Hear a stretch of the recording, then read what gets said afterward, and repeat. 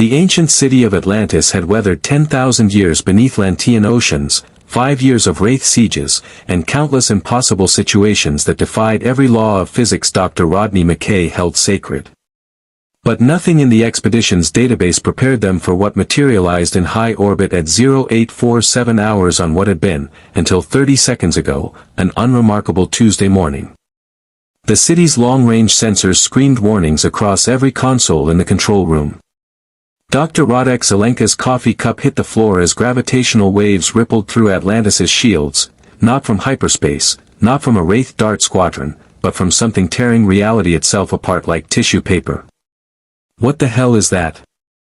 Lieutenant Colonel John Sheppard dropped into the command chair, ancient systems flooding his consciousness with data his brain struggled to interpret. The holographic display above the gate room shimmered, resolving into an image that made everyone stop breathing. A warship hung in Pegasus orbit. Not a hive ship's organic horror or a cruiser's elegant ancient lines, but 5.7 kilometers of angular human engineering that screamed aggressive capability from every weapon port and armored surface. It dwarfed everything in Atlantis's considerable vessel inventory. MAC cannons jutted from the bow like accusations.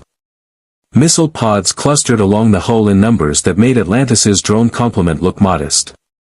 The name stenciled across the bow read UNSC Infinity in letters that could probably be seen from the surface. That's impossible, McKay breathed, fingers dancing across his tablet as he pulled sensor data that contradicted itself with every refresh. The energy signature, it's not hyperspace, it's not any form of FTL we've ever documented. The spatial coordinates are shifting, the dimensional barriers are, oh my god, it punched through from another reality. Another reality with really big guns, Sheppard observed, watching weapon systems come online across Infinity's hull. Please tell me those aren't aimed at us. Targeting scanners are active but not locked, Major Evan Lorne reported from Tactical. They're conducting threat assessment sweeps. Professional military protocol. But Colonel, their power output, those reactors are generating energy on par with a ZPM, and that's just their baseline.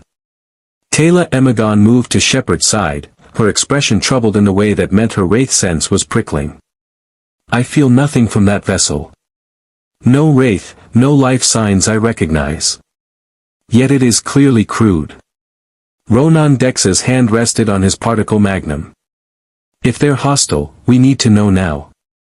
The city's communication array crackled, ancient technology interfacing with broadcast frequencies it had never encountered. A voice emerged, human, male, calm with the precision of someone accustomed to combat briefings in hostile space. Unidentified installation, this is UNSC Infinity, Captain Thomas Lasky commanding. Our navigational systems have experienced catastrophic failure. We are not hostile. Repeat, we are not hostile. Please respond on any available frequency. McKay's eyes widened as translation subroutines worked overtime. UNSC, United Nations Space Command. That's not any designation in the IOA database, the Asgard archives, or ancient records. And their language, it's English, but the linguistic patterns, the terminology, it's like they developed spaceflight completely independently of our entire technological evolution. Sheppard straightened in the chair, years of first contact protocols warring with tactical caution. This was why the ancients had left him the city, why he'd survived countless impossible situations. Sometimes you had to trust your gut when sensors offered no answers. Open a channel, he ordered. Let's find out who they are before someone decides to shoot first and ask questions later. The communication line opened, and Sheppard kept his voice level, projecting authority without aggression. UNSC Infinity, this is Lieutenant Colonel John Sheppard, Atlantis Expedition, Pegasus Galaxy. You're approximately 3 million light-years from Earth in a reality where humanity is just learning to navigate the stars. I'm guessing that's not where you expect it to be. Silence stretched for 3 heartbeats. Then Captain Lasky's voice returned, carrying new tension. Colonel Sheppard, confirm your last transmission. Did you say Pegasus Galaxy and 3 million light-years from Earth? Confirmed. And before you ask, yes, faster-than-light travel exists here. Yes, there's a gate network connecting thousands of worlds. And yes, you've arrived in a galaxy currently occupied by a species that feeds on human life force and considers us cattle. Sheppard paused, watching Infinity's scan patterns shift to threat assessment mode. Welcome to Pegasus. We should probably talk face-to-face before the Wraith notice you. Another pause, longer this time. McKay's sensors showed activity aboard Infinity, internal communications, crew movements, what looked like a combat deployment readiness drill cycling through the vessel's hangar bays. Colonel Sheppard, Lasky said finally, I'm dispatching a diplomatic team via dropship. They'll be accompanied by security personnel. I'm sure you understand the precaution. Completely. We'll meet you in Jumper Bay too. Fair warning, you're going to see technology that'll make your head spin, and we're going to have a lot of questions about how you built a warship that size without any ancient knowledge. Sheppard killed the transmission and turned to his team. Rodney, get a science team ready. Taylor, Ronan, full tactical kit but keep weapons holstered unless things go bad. Lorne, get a marine fire team to the Jumper Bay but keep them out of sight. Let's not start an interstellar incident before lunch. You realize, McKay said, already moving toward the transport chamber, that we just made first contact with an alternate version of humanity that apparently survived to the 26th century without stargates, without ancient technology, without any of the advantages we had. They did it alone. And they built that. He gestured at the hologram where Infinity hung in orbit like a sleeping titan. Sheppard checked his P-90, the familiar weight grounding him. Which means they've been fighting something nasty enough to need ships that big. Let's hope whatever they were running from didn't follow them through. The ancient transporter activated with its characteristic hum, whisking the team toward the Jumper Bay.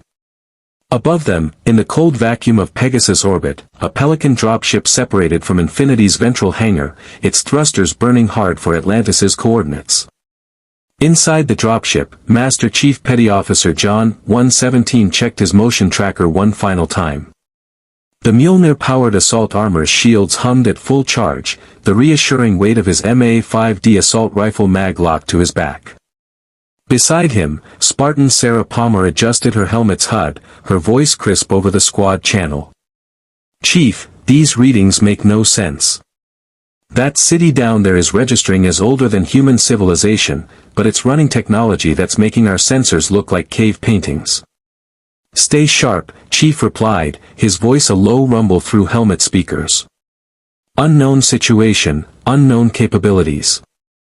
We establish peaceful contact and get intelligence on what just happened to Infinity. Captain Lasky's voice crackled through the command channel. Chief, remember, these people claim to be human, claim to be from Earth, but they're using technology we've never documented. Find out what they know about getting us home. Understood, sir.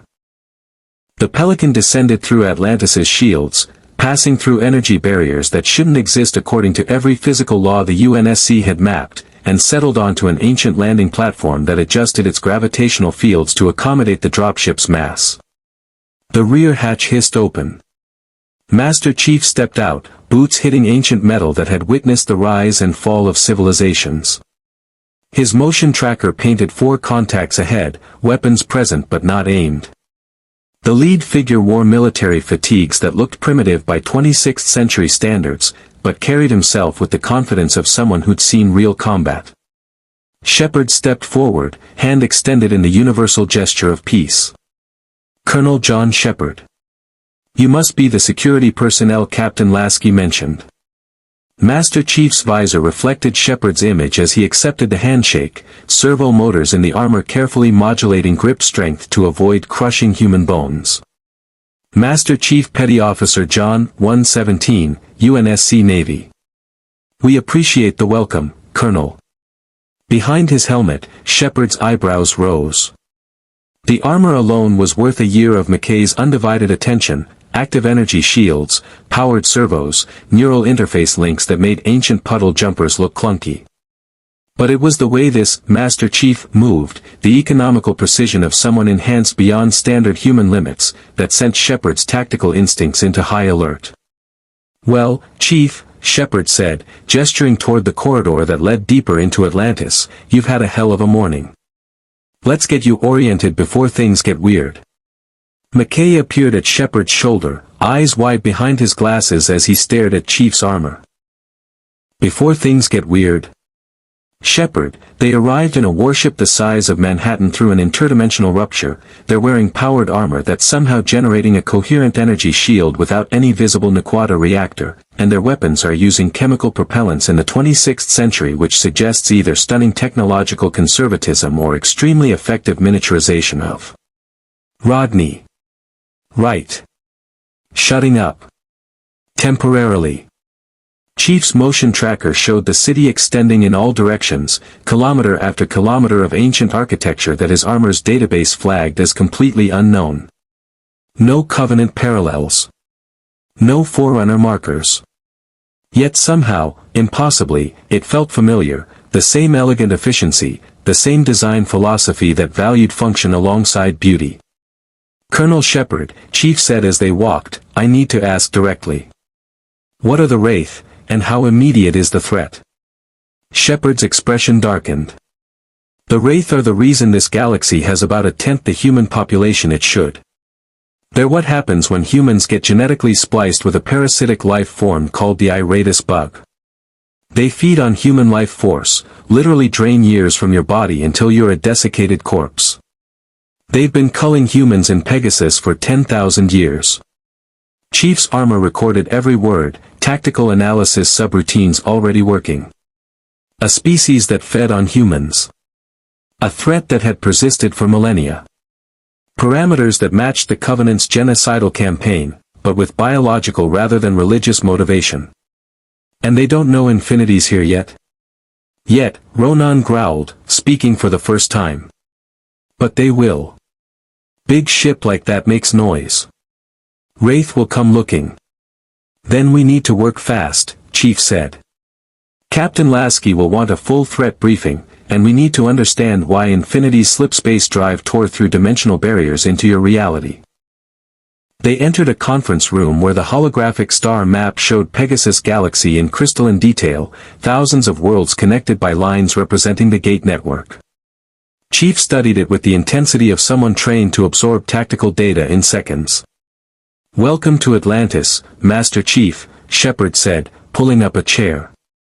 We've got a lot to explain, and something tells me you've got stories that'll make our Wraith problems look simple. But first, what exactly were you fighting that required a ship like Infinity? Chief's visor turned toward the viewport where Infinity hung in orbit, a monument to humanity's refusal to surrender in the face of extinction. We were fighting for survival, Colonel. Just like you. If you want to see more characters enter different universes, hit that subscribe button and drop the name of a character and the universe you'd want to see them in down in the comments below. Indeed. The ancient city's systems hummed around them, already beginning to analyze the impossible visitors who'd arrived from a reality where humanity had forged its own path to the stars. Outside, Wraith sensors across Pegasus were starting to detect unusual gravitational anomalies in Atlantis's orbit. The clock was ticking. The conference room's holographic displays painted the walls with tactical data as two versions of humanity's military evolution faced each other across an ancient table that predated both their civilizations. Master Chief stood at parade rest, Mjolnir armor's status indicators pulsing softly while his neural interface recorded everything. Sheppard leaned back in his chair with deceptive casualness, but his hand never strayed far from his sidearm. Dr. Elizabeth Weir entered with the measured pace of someone who'd negotiated with alien species ranging from honorable to genocidal. Her expression carried diplomatic warmth tempered by pragmatic caution. Master Chief, I'm Dr. Elizabeth Weir, leader of the Atlantis expedition. Before we proceed, I need to establish something fundamental. Are you human? Biologically, genetically human from Earth? Yes, ma'am. Chief's response was immediate. Born on the colony world Eridanus II in 2511. Conscripted into the Spartan II program at age 6. Augmented at 14. But human DNA, human origin. McKay's tablet nearly slipped from his hands. 2,500. You're compressing spacetime into a navigable subdimension. We're using the ancients' hyperdrive technology to transition into a separate dimensional space.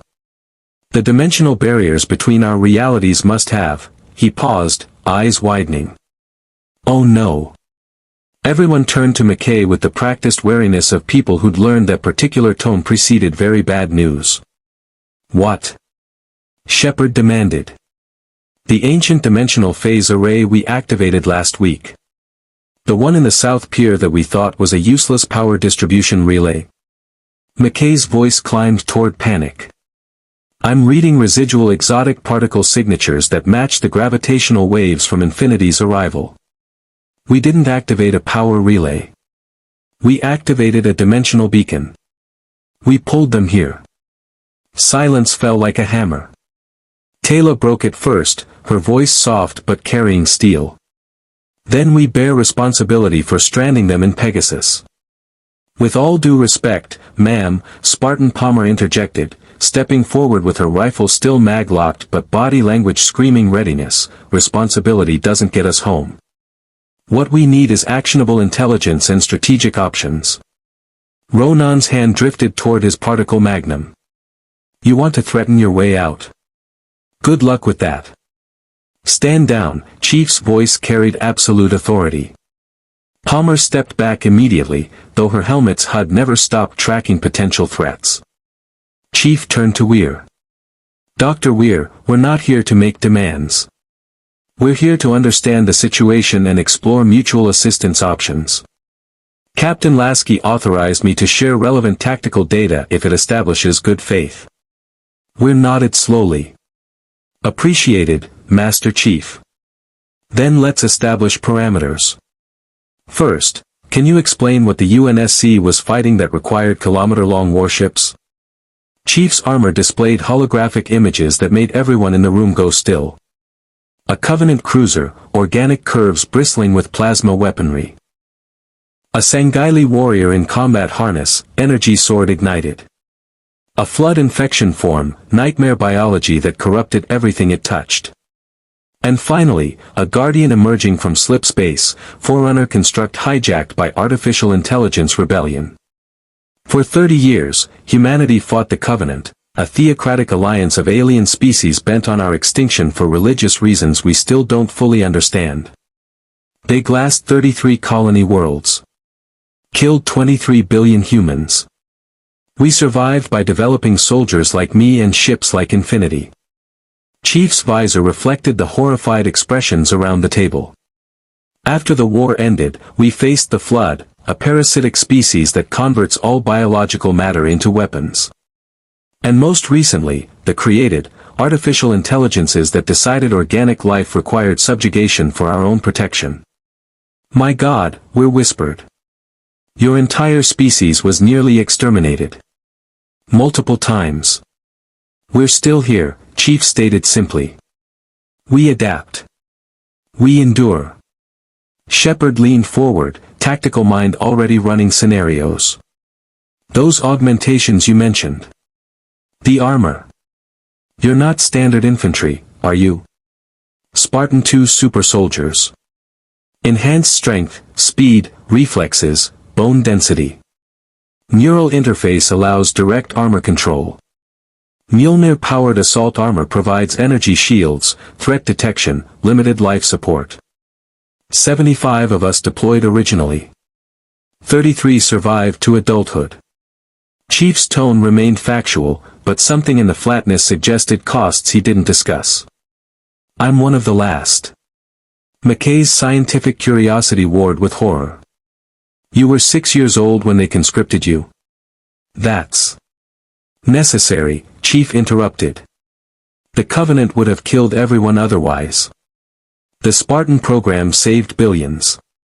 Taylor studied the towering Spartan with new understanding. "You are a warrior born of desperation, forged in fire to protect those who could not protect themselves. We understand such burdens, Master Chief. Every member of this expedition carries similar weight. Which brings us to your threat situation," Palmer said, "all business now. These Wraith. Combat capabilities. Fleet strength. Tactical doctrine. Ronan smiled grimly. Finally, someone asking the right questions. Sheppard activated the holographic display, showing Wraith Hive ships that made even Palmer's combat-hardened expression tighten. Hive ships range from 1 to 3 kilometers. Organic hulls that regenerate from damage. Dart fighters that can cull entire settlements in minutes, storing humans in digital buffer for feeding later. They travel in groups, coordinate telepathically, and they've been doing this for 10,000 years. They're very, very good at it. Conventional weapons? Chief asked. Energy-based. No kinetic penetrators we've observed. Dart weapons are plasma-like, Hive ship main guns are particle beams. Our drones, Sheppard gestured to the ancient weapons display, are the most effective counter we have. Naquata-enhanced missiles work. P-90 bullets work against individual Wraith if you hit the feeding organ or brain repeatedly. Chief's tactical analysis ran constantly. Organic ships meant adaptive regeneration but potentially vulnerable to sustained kinetic bombardment. No shields mentioned meant MAC rounds would punch through. Telepathic coordination suggested disrupting communication could create tactical advantages. But 10,000 years of successful predation meant they'd refined their methods against countless strategies. How many hives are we talking about? Palmer pressed. McKay's face went pale. At last count. Approximately 60 hive ships in this sector of Pegasus alone. Galaxy-wide estimates suggest hundreds, potentially thousands. Each hive carries thousands of Wraith warriors and hundreds of darts. The population is measured in millions. Millions, Palmer repeated slowly. And you've been fighting them with how many personnel? Atlantis expedition started with initial military complement of 15 Marines, Sheppard said. We've rotated in reinforcements, built alliances with human settlements, worked with the few advanced civilizations willing to help. But it's never enough. Every culling, we lose people. Every world that falls, we add to the guilt. Chief recognized the tone.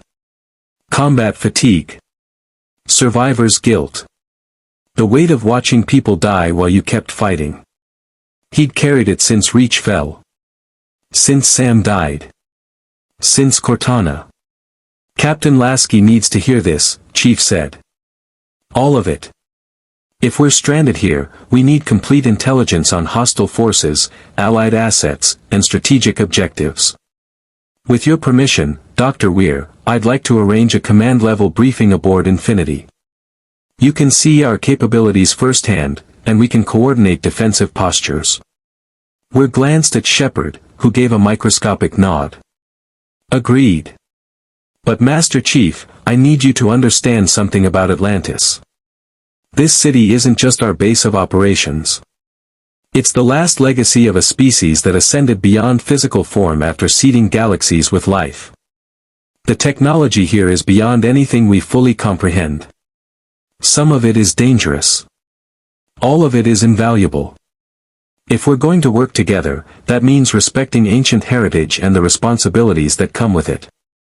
Understood, ma'am. UNSC regulations regarding Forerunner artifacts follow similar protocols: preservation, careful study, extreme caution with activation. McKay's head snapped up. Forerunner. You have precursor artifacts in your reality too?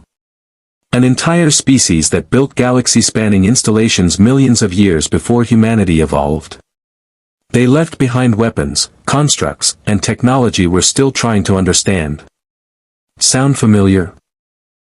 The implications settled over the room like a physical weight. Two realities. Two human civilizations. Both inheriting ancient legacies they struggled to comprehend. Both fighting impossible odds for survival. Okay, Sheppard said slowly, that's either the universe's worst coincidence or something way above our pay grade. But right now, we've got immediate problems. Rodney, how long before Wraith sensors detect Infinity? Already happening, McKay reported grimly, pulling up long-range sensor data. 3 hive ships on the edge of this sector just altered course. Their heading suggests investigation, not immediate attack, but that'll change when they get close enough for detailed scans. We have maybe 18 hours before they arrive. Then we move fast, Chief stated. Captain Lasky, do you copy? The comm channel opened immediately. Go ahead, Chief. Sir, recommend Condition 2 defensive posture. Potential hostile contact in 18 hours. 3 capital ships, organic hulls, unknown capabilities. Request permission to transport Atlantis command staff to Infinity for strategic coordination. Permission granted. Pelican is standing by for immediate dust-off. Chief, what are we dealing with? Master Chief looked at the holographic Wraith hive ships, at the ancient city that had pulled them across realities, at the determined faces of people who'd been fighting a losing war for years. Sir, we're dealing with a species that makes the Covenant look merciful. And they're about to discover that humanity brought something new to their galaxy. Then let's make sure they remember it, Lasky replied. Infinity out. Sheppard stood, checking his P-90 with practiced efficiency. Looks like you're getting that ship tour sooner than expected, McKay. Try not to break anything while asking invasive questions about their reactor design. I make no promises, McKay muttered, already calculating how UNSC technology might integrate with ancient systems. As they moved toward the transport chamber, Taylor caught Chief's attention. Master Chief, a question, in your long war, did you ever face a moment when you thought all was lost? Chief's visor turned toward her, reflecting the ancient city that had become these people's home and fortress. Many times. And yet you prevailed. How? By refusing to accept any other outcome. His voice carried the weight of countless battles, impossible odds, and a simple stubborn determination that defined Spartans. And by never fighting alone. Ronan clapped a massive hand on Chief's armored shoulder, servo motors compensating for the impact. You'll fit in fine here, Spartan. The Pelican's engines were already warming when they reached the jumper bay. Above them, Infinity's weapons tracking painted invisible lines across the stars, waiting for threats to emerge from Pegasus's depths. Somewhere in the dark between worlds, Wraith sensors detected unusual energy signatures and old hunger stirred. New prey had entered the feeding grounds. The siege was already beginning. The Pelican's troop bay hummed with controlled tension as it climbed through Atlantis's atmosphere toward the UNSC Infinity. Sheppard sat across from Master Chief, watching the Spartan's helmet track micro-movements with inhuman precision. McKay had plastered himself against the viewport, muttering calculations about hull composition and structural integrity that nobody else could follow. Taylor maintained diplomatic composure while Ronan studied the Pelican's interior with the interest of a man cataloging potential weapons. First time off-world in something that isn't a puddle jumper? Chief asked Sheppard. First time in something that doesn't have ancient technology doing the heavy lifting, Sheppard replied, feeling the Pelican's engines work against gravity through pure mechanical thrust.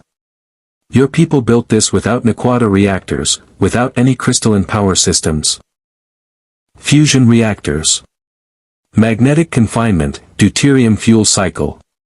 The technology scaled up from 21st century principles. Chief's HUD showed atmospheric exit in 30 seconds. We learned to work with what we had. The Pelican broke atmosphere and Infinity filled the viewport. McKay actually gasped. Sweet mother of Sheppard, that ship is generating a magnetic field strong enough to deflect micrometeorite impacts across its entire hull surface.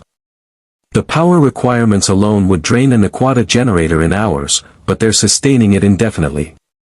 And those are magnetic accelerator cannons, they're launching projectiles at fractions of light speed using electromagnetic rails. It's so beautifully primitive and so devastatingly effective that I'm having trouble processing the engineering philosophy. Primitive? Palmer's voice carried an edge.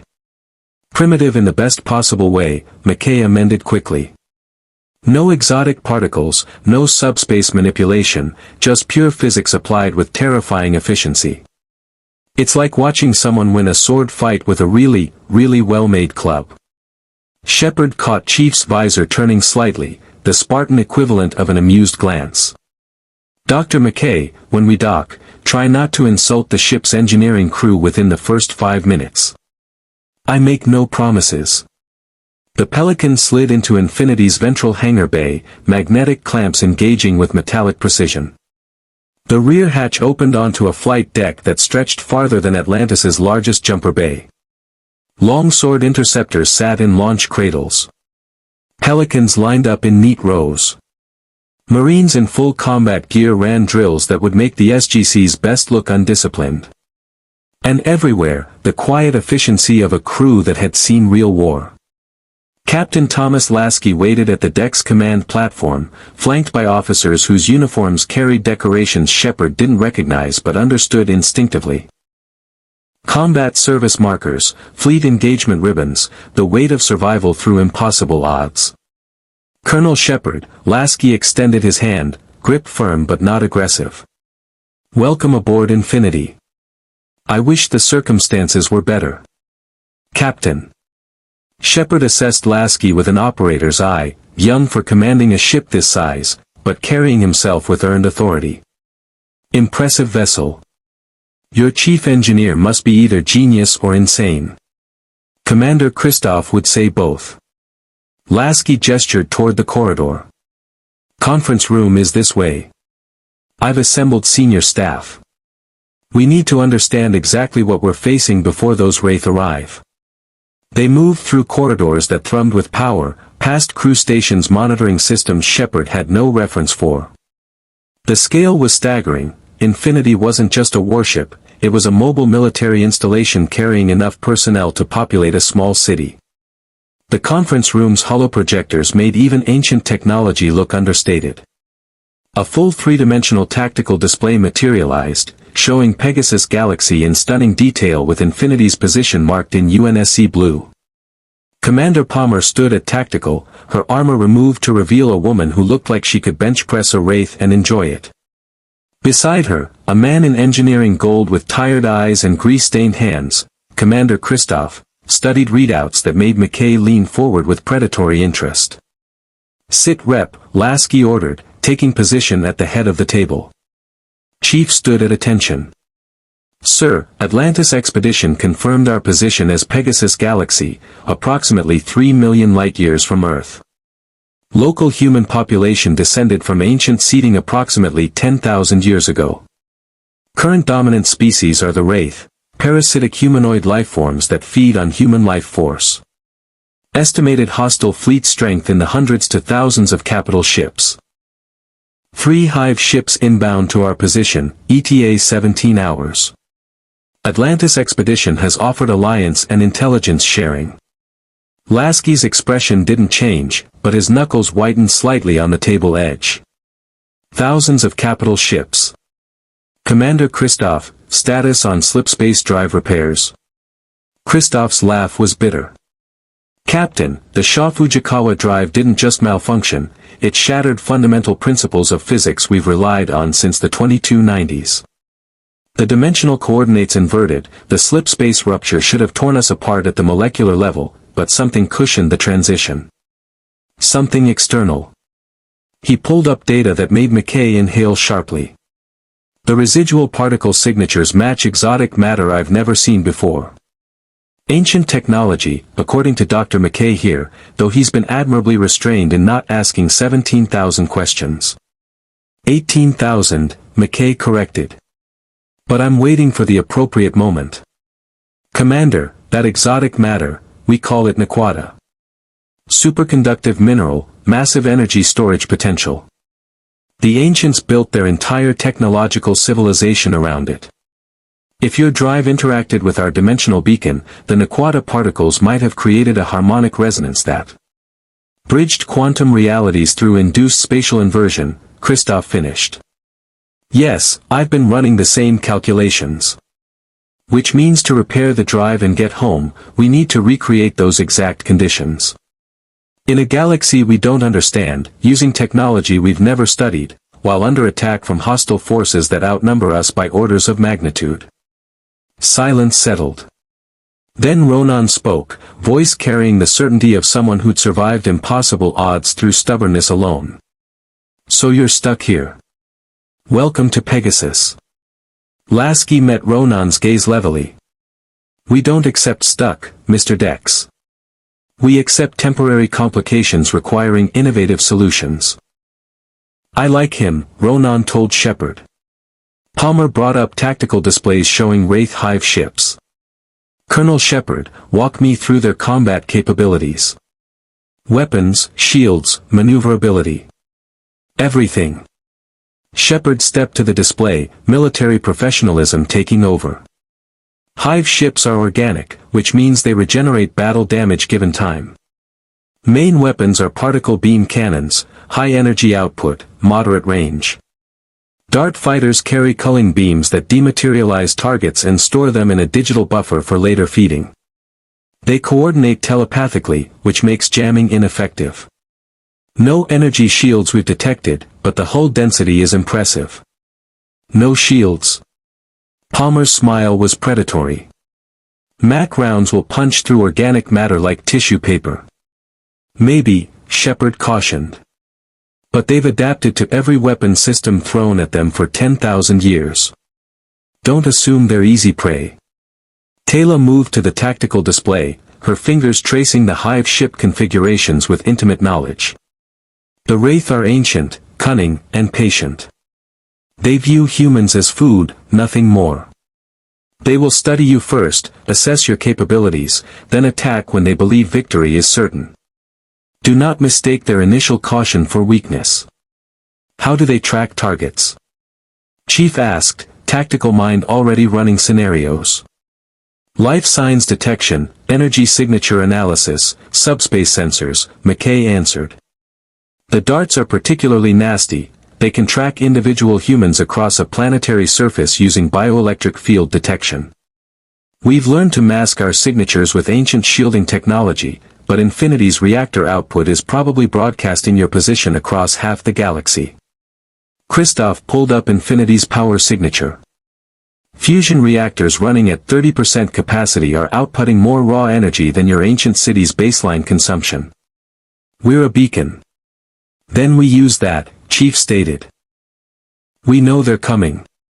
We choose the engagement zone. We set the terms. Lasky studied the Spartan with new appreciation. You're suggesting we bait them in.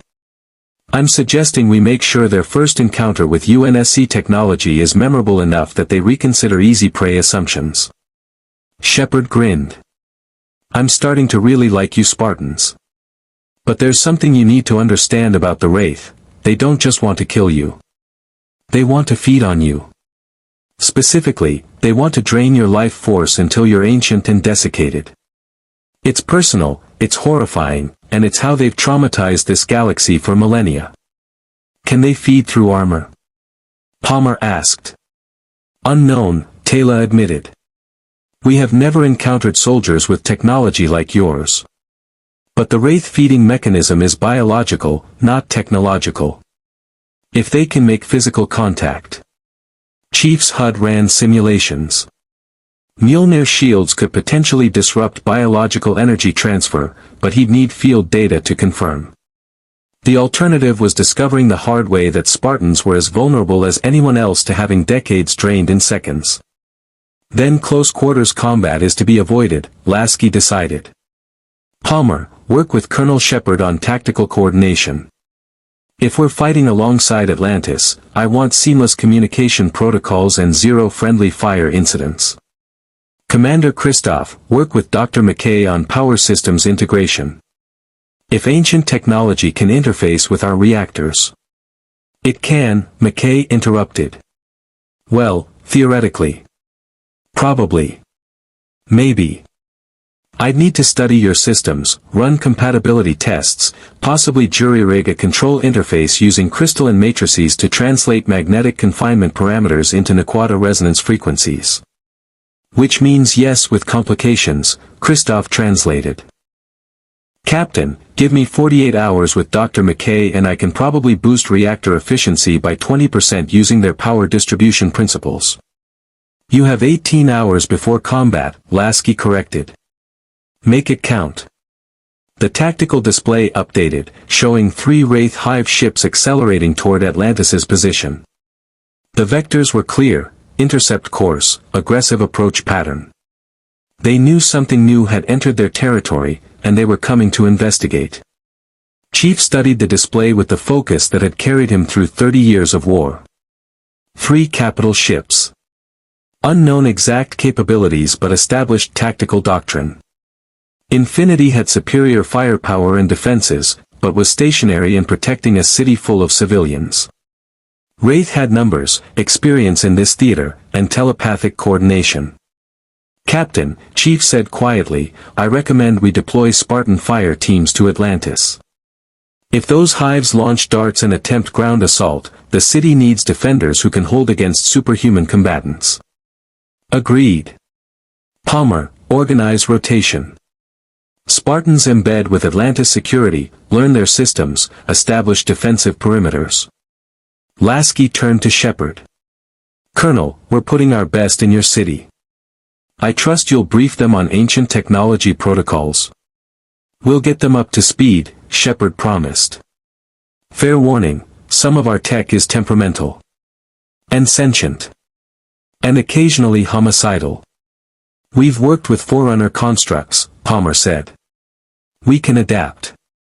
McKay was already lost in his tablet, comparing UNSC and ancient engineering principles with the manic energy of someone who'd found his intellectual soulmate in Commander Christoph.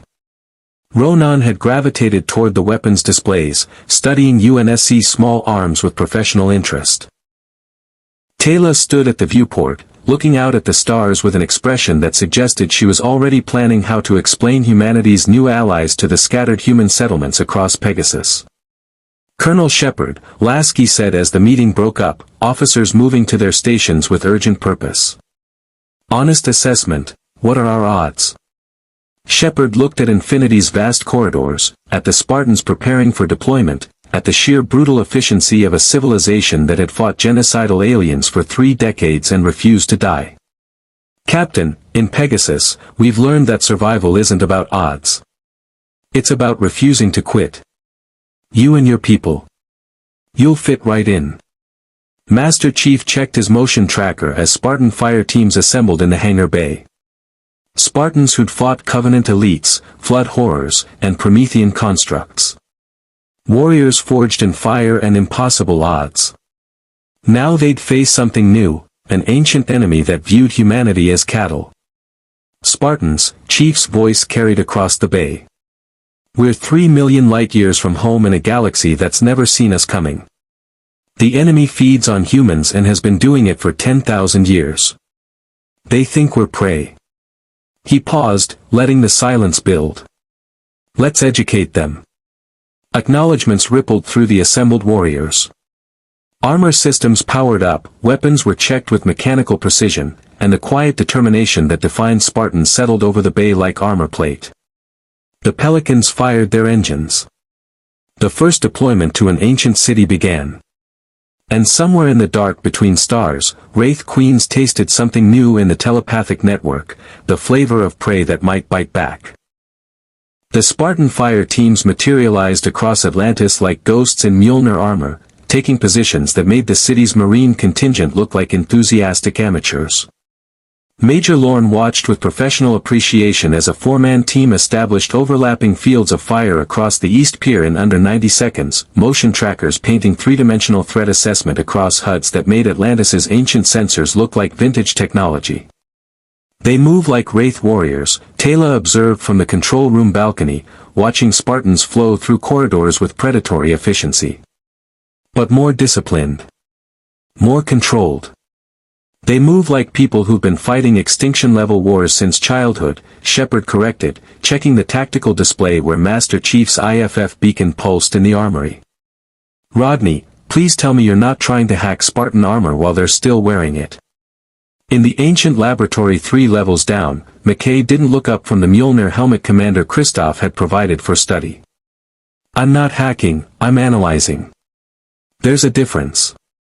And Sheppard, this is beautiful, The neural interface uses quantum entanglement for zero latency response time. The shield generator is creating a coherent energy barrier without any Naquadah enhancement.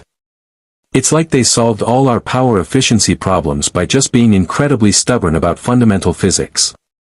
Christoph laughed from his position at a jury-rigged workstation where ancient crystals interfaced with UNSC data pads through connections that shouldn't work but somehow did. Dr. McKay, you've just summarized 400 years of human engineering philosophy. When the Covenant started glassing colonies, we didn't have time for elegant solutions. We needed weapons that worked yesterday. And you built them, McKay said with genuine admiration. Magnetic accelerator cannons that can crack a planet, armor that makes the wearer into a one-person tactical unit, ships that can fight entire fleets. Meanwhile, we're still trying to figure out how the ancients made their coffee makers work. To be fair, Christoph gestured at the ancient laboratory around them. They had 10 million years and ascended to energy beings. We had 3 decades and desperation. The proximity alarm interrupted their technical bonding session. Every display in Atlantis suddenly painted red. Contact, Major Lorne's voice crackled across citywide comms. 3 Wraith Hive ships dropping out of hyperspace at the system's edge. Range, 2 million kilometers and closing. Dart launch detected, initial count shows 60+ fighters inbound. Sheppard was already moving, P-90 in hand as he sprinted for the control room. Battle stations. All personnel to defensive positions. Somebody get me a comm line to Infinity. Master Chief's voice cut through the chaos with mechanical comm. Spartans, defensive protocol Delta. Rooftop positions, prepare for dart intercept. Marine contingent, fall back to secondary hardpoints. Ancient drone defense system, do we have control? Drones are online, a technician reported, fingers dancing across ancient interfaces. Chair is occupied and responding. In the control chair, Lieutenant Morrison, one of the few Atlantis personnel with the ancient gene strong enough for weapons control, felt the city's vast arsenal wake beneath his consciousness. Hundreds of drones waiting in their bays, each one a precisely guided missile capable of tracking multiple targets through impossible maneuvers. The holographic display showed the tactical situation in crystalline clarity. 3 Wraith hives advancing in formation, dart swarms deploying in coordinated attack patterns. Classic Wraith doctrine. Probe defenses with expendable fighters, assess response capability, then commit capital ships once vulnerabilities were identified. Infinity, this is Atlantis Actual, Sheppard transmitted. We have incoming hostiles. 60 darts minimum, 3 hives holding at 2 million clicks. Recommend you engage at maximum effective range. Captain Lasky's voice was pure military precision. Copy that, Atlantis. Infinity is weapons hot. MAC capacitors charged. Archer missile pods armed. We see them. A pause. Colonel, are those ships seriously made of organic tissue? Confirmed. They regenerate damage, so sustained fire works better than single devastating strikes. Understood. Infinity engaging. On Infinity's bridge, tactical displays showed targeting solutions locked on all 3 hive ships. Commander Palmer stood at weapons control, fingers hovering over firing commands that would unleash violence the Wraith had never experienced. Captain, MAC guns ready. We have clean firing solutions on all 3 targets. Lasky studied the formation with the tactical acumen that had kept Infinity alive through the created crisis. The hives were holding position, letting the dart scout ahead. Textbook cautious doctrine. They'd underestimated humanity before, specifically this version of humanity. Fire, Lasky ordered. All forward batteries. The magnetic accelerator cannon spoke.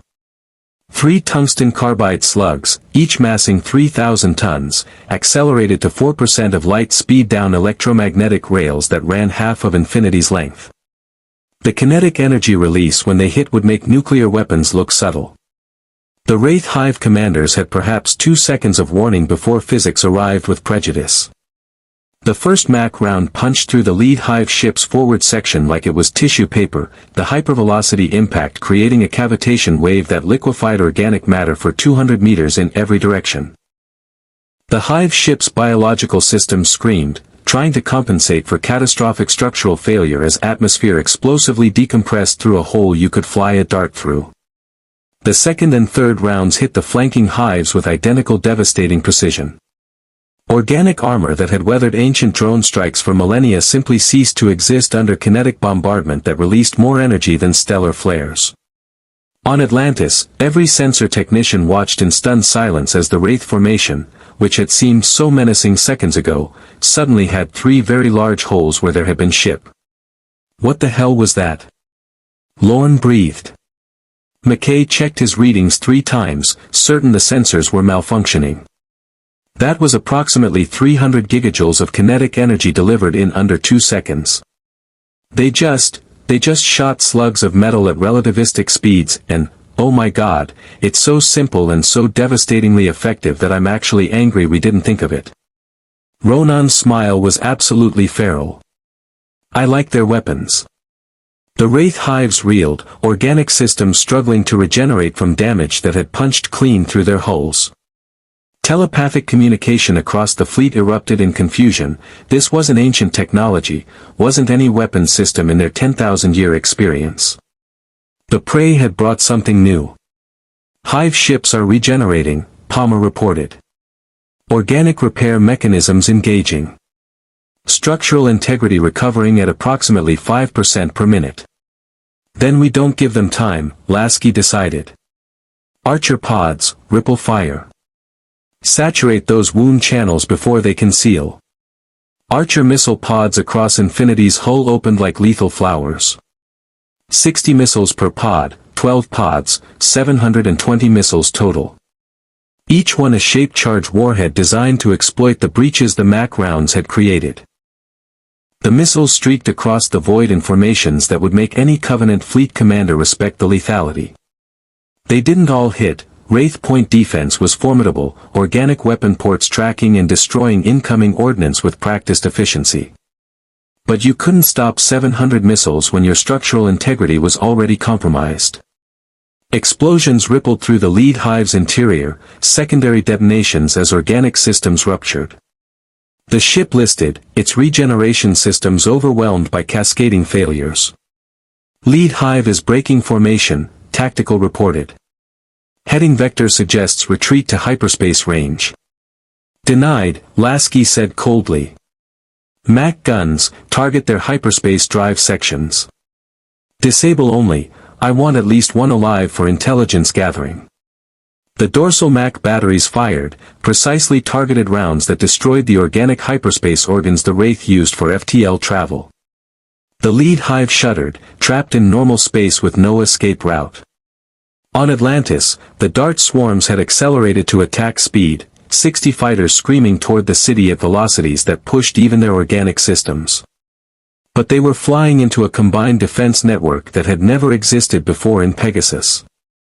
Ancient drones launching, Morrison announced, his consciousness merged with the city's weapons. 20 drones spiraled from their bays, each one locking onto individual darts with targeting precision that made modern missiles look clumsy. The drones moved like liquid silver, impossible turns at impossible speeds. Dart pilots tried evasive maneuvers that had defeated human defenses for millennia, meant nothing to weapons designed by a species that had mastered inertial manipulation. Drones found darts. Darts became expanding clouds of organic debris. Spartan teams, targets inbound, Master Chief transmitted from his rooftop position. His motion tracker painted incoming darts that had broken through the drone screen, diving toward the city at attack speed. Engage at will. Mjolnir-clad Spartans opened fire with M395 DMRs, 14.5mm rounds that could punch through Wraith armor like it was cardboard. Darts that had survived ancient drones flew into a hurricane of precisely aimed kinetic fire from soldiers whose enhanced reflexes and neural interfaces made them nearly impossible to evade. A dart exploded 50 meters above the East Pier. Another spiraled into the ocean, pilot dead before impact. A third attempted to deploy its culling beam. Master Chief put 3 rounds through its ventral weapons port and watched it fragment. "They're breaking off," Palmer observed from Infinity's tactical station. Dart squadrons retreating to the hives. Hive ships attempting to withdraw to hyperspace range. 2 of them can still jump, Lasky noted, watching the wounded lead hive drift while its companions accelerated away. "Let them go. Let them report what they found here." Sheppard understood immediately. "You want them to spread the word that humanity has new teeth." "Exactly. Colonel, the Wraith have been apex predators in this galaxy for 10,000 years. Apex predators get complacent. They need to learn that the food chain just got complicated." The 2 functional hive ships flickered and vanished into hyperspace, fleeing with information that would spread through the Wraith telepathic network like wildfire. The crippled lead hive hung in space, organic systems shutting down as catastrophic damage finally overwhelmed regeneration capacity. "Atlantis, Infinity," Lasky transmitted.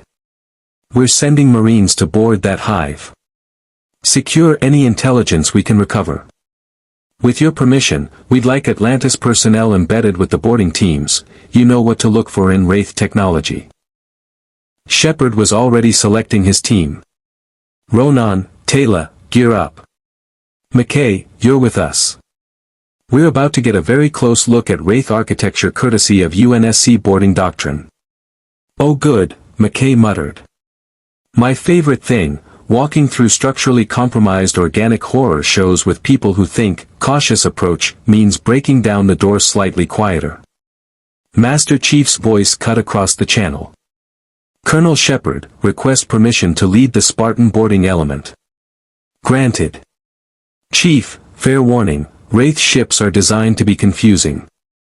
Lots of organic corridors that all look the same, lots of places for wounded Wraith to hide and ambush. And they're tougher than they look." "Understood. Spartans have experience with boarding hostile vessels. We'll adapt." 20 minutes later, 2 Pelicans and a Puddle Jumper approached the dying hive ship. The organic hull still twitched occasionally, autonomic reflexes firing as biological systems failed. Breach points gaped where MAC rounds had punched through, edges trying futilely to regenerate. Master Chief stood in the lead Pelican's troop bay, checking his MA-5D1 final time. Around him, Spartan fire teams performed identical weapons checks with mechanical precision. Across from him, Sheppard sat with his P-90, looking far too relaxed for someone about to board a ship full of potentially hostile aliens.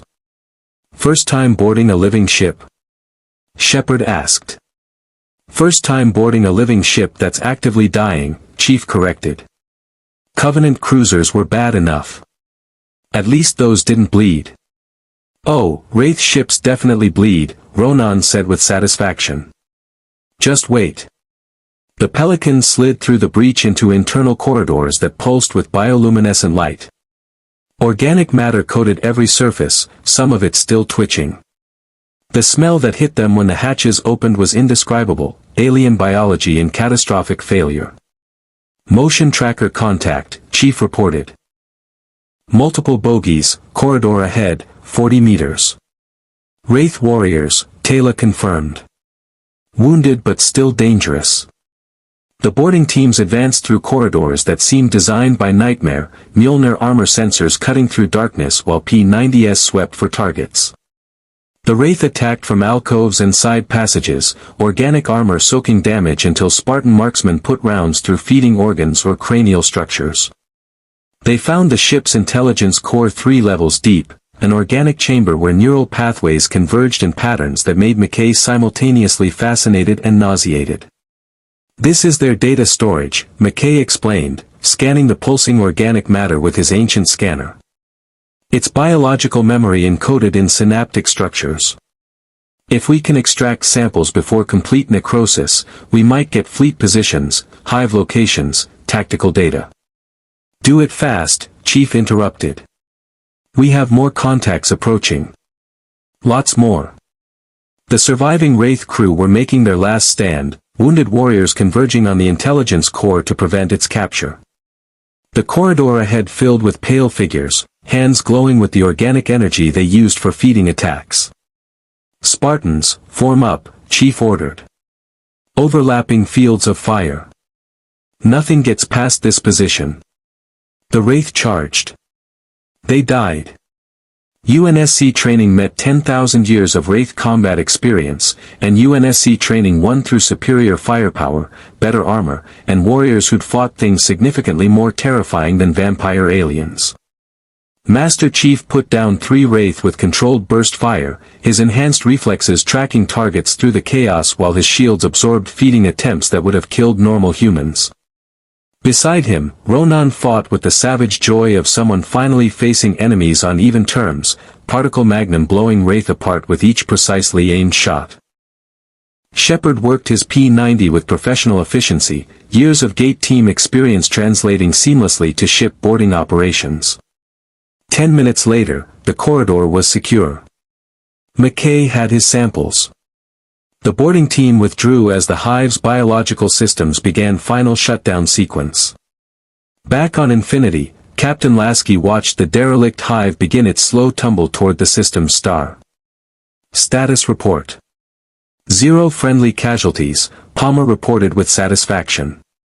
Wraith casualties estimated at 200 plus. Intelligence samples secured. Dr. McKay is already analyzing biological memory structures. She paused. Captain, the Spartans want to know if we're keeping the organic ship samples or if that violates some kind of ancient preservation protocol. Lasky glanced at Sheppard, who just returned to Infinity's bridge. Colonel.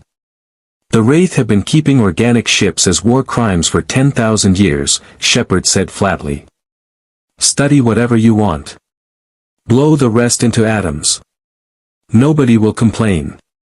Master Chief stood at the tactical display, armor still showing scorch marks from Wraith feeding attempts. His shields had held, Mjolnir technology had successfully defended against the galaxy's most terrifying biological weapon.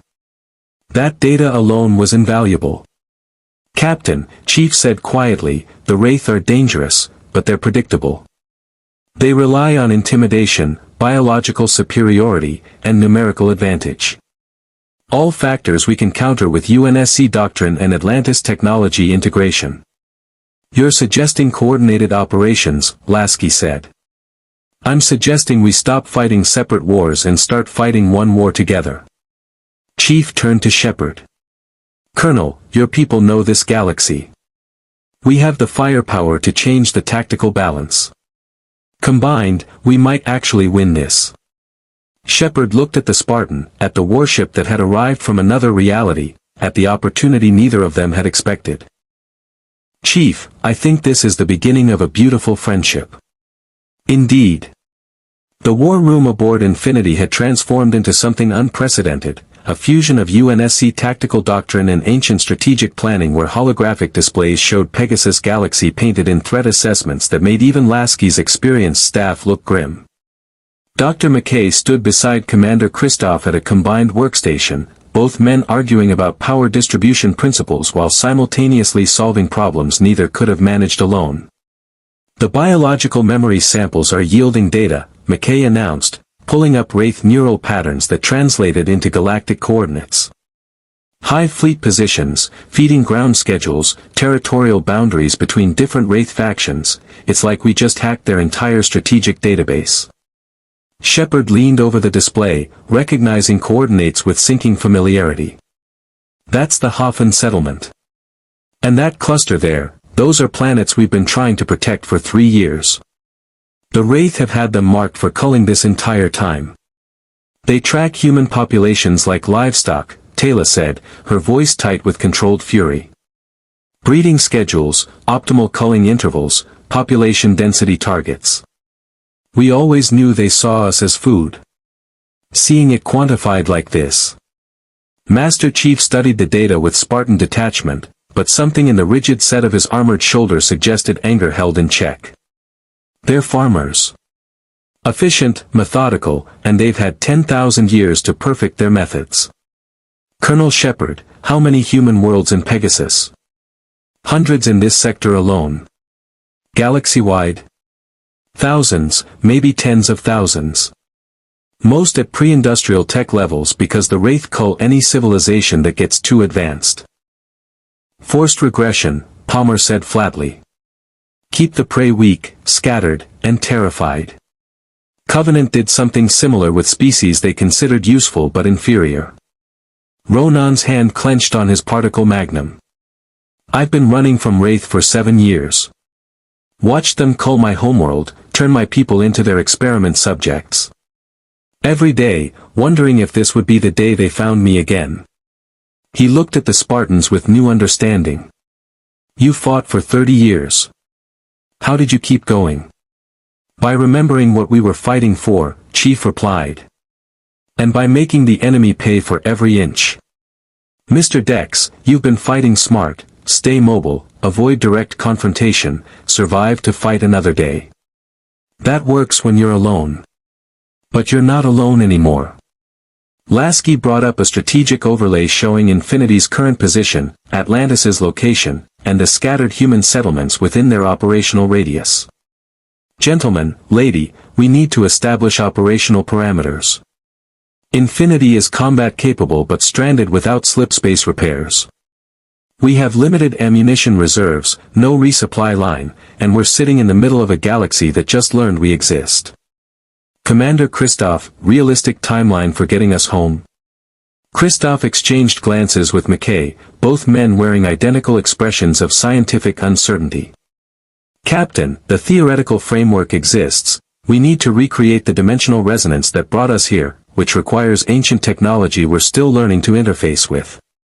Best case scenario, 6 months. Worst case, we're looking at years of research and multiple failed attempts. Which means Infinity is now a Pegasus asset, Sheppard said. Captain Lasky, I'm not going to lie to you, the Wraith outnumber us by margins that make tactical victory look impossible. But we've been holding them off with Puddle Jumpers and ancient drones. You just proved that UNSC firepower can hurt them badly. If we coordinate properly, we could shift from defensive survival to strategic offense, Lasky finished. I see where you're going, Colonel. But Infinity can't defend the entire galaxy. We need to prioritize targets that provide maximum strategic value. The holographic display shifted, McKay and Christoph working in tandem to overlay tactical projections. Human settlements appeared as blue markers, Wraith Hive territories in red, known Wraith Hive ship positions as pulsing crimson threats. The Wraith operate in loose territorial alliances, Taylor explained, manipulating the display with practiced ease. Queens compete for feeding grounds, form temporary coalitions, then betray each other when advantageous. Their greatest weakness is internal politics. If we can exploit that, we turn their numbers against them, Palmer said with dawning realization. Classic divide and conquer.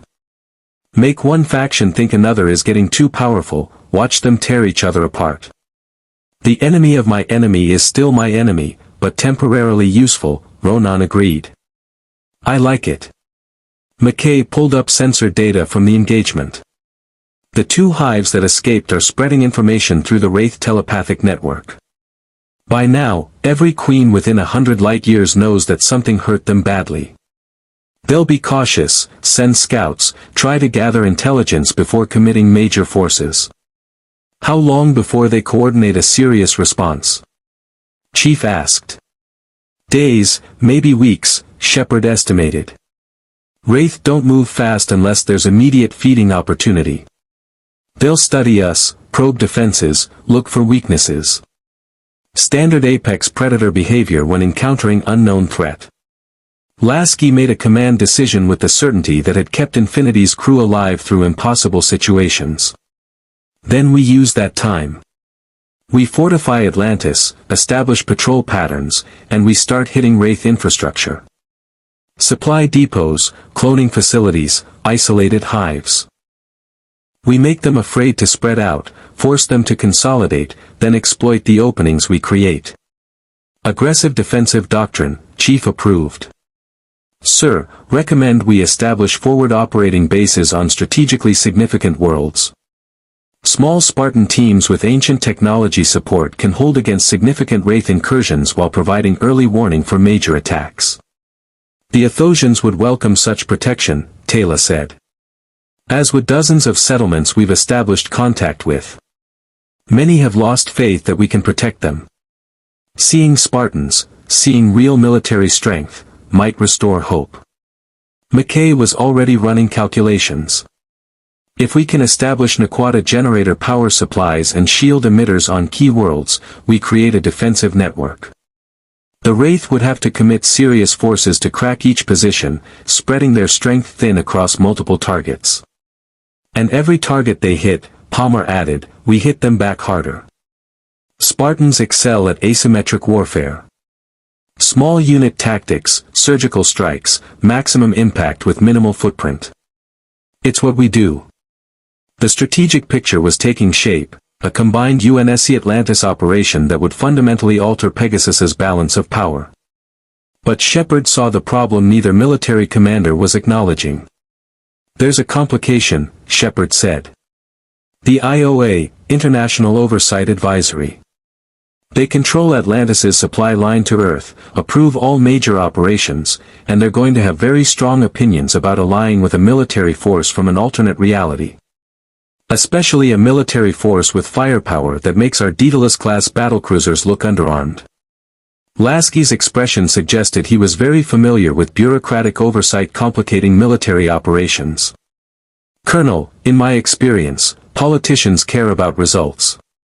We just destroyed 3 Wraith hives with 0 friendly casualties. That's a result. The IOA will want control, Sheppard warned. They'll want Infinity under their command structure, Spartan teams following their protocols, UNSC technology shared on their terms. That's not happening, Lasky said flatly. Infinity answers to UNSC Fleet Command. In the absence of contact with Earth, our Earth, I retain operational authority. We'll coordinate with Atlantis as allies, not subordinates.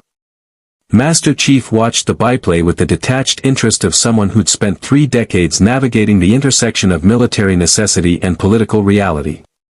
Captain, the Colonel has a point. We need Atlantis's knowledge and ancient technology access. They need our firepower and tactical capabilities. But if command authority becomes contested, then we establish clear operational boundaries, Lasky decided. Atlantis retains authority over ancient technology and gate operations. Infinity retains authority over UNSC personnel and vessel operations.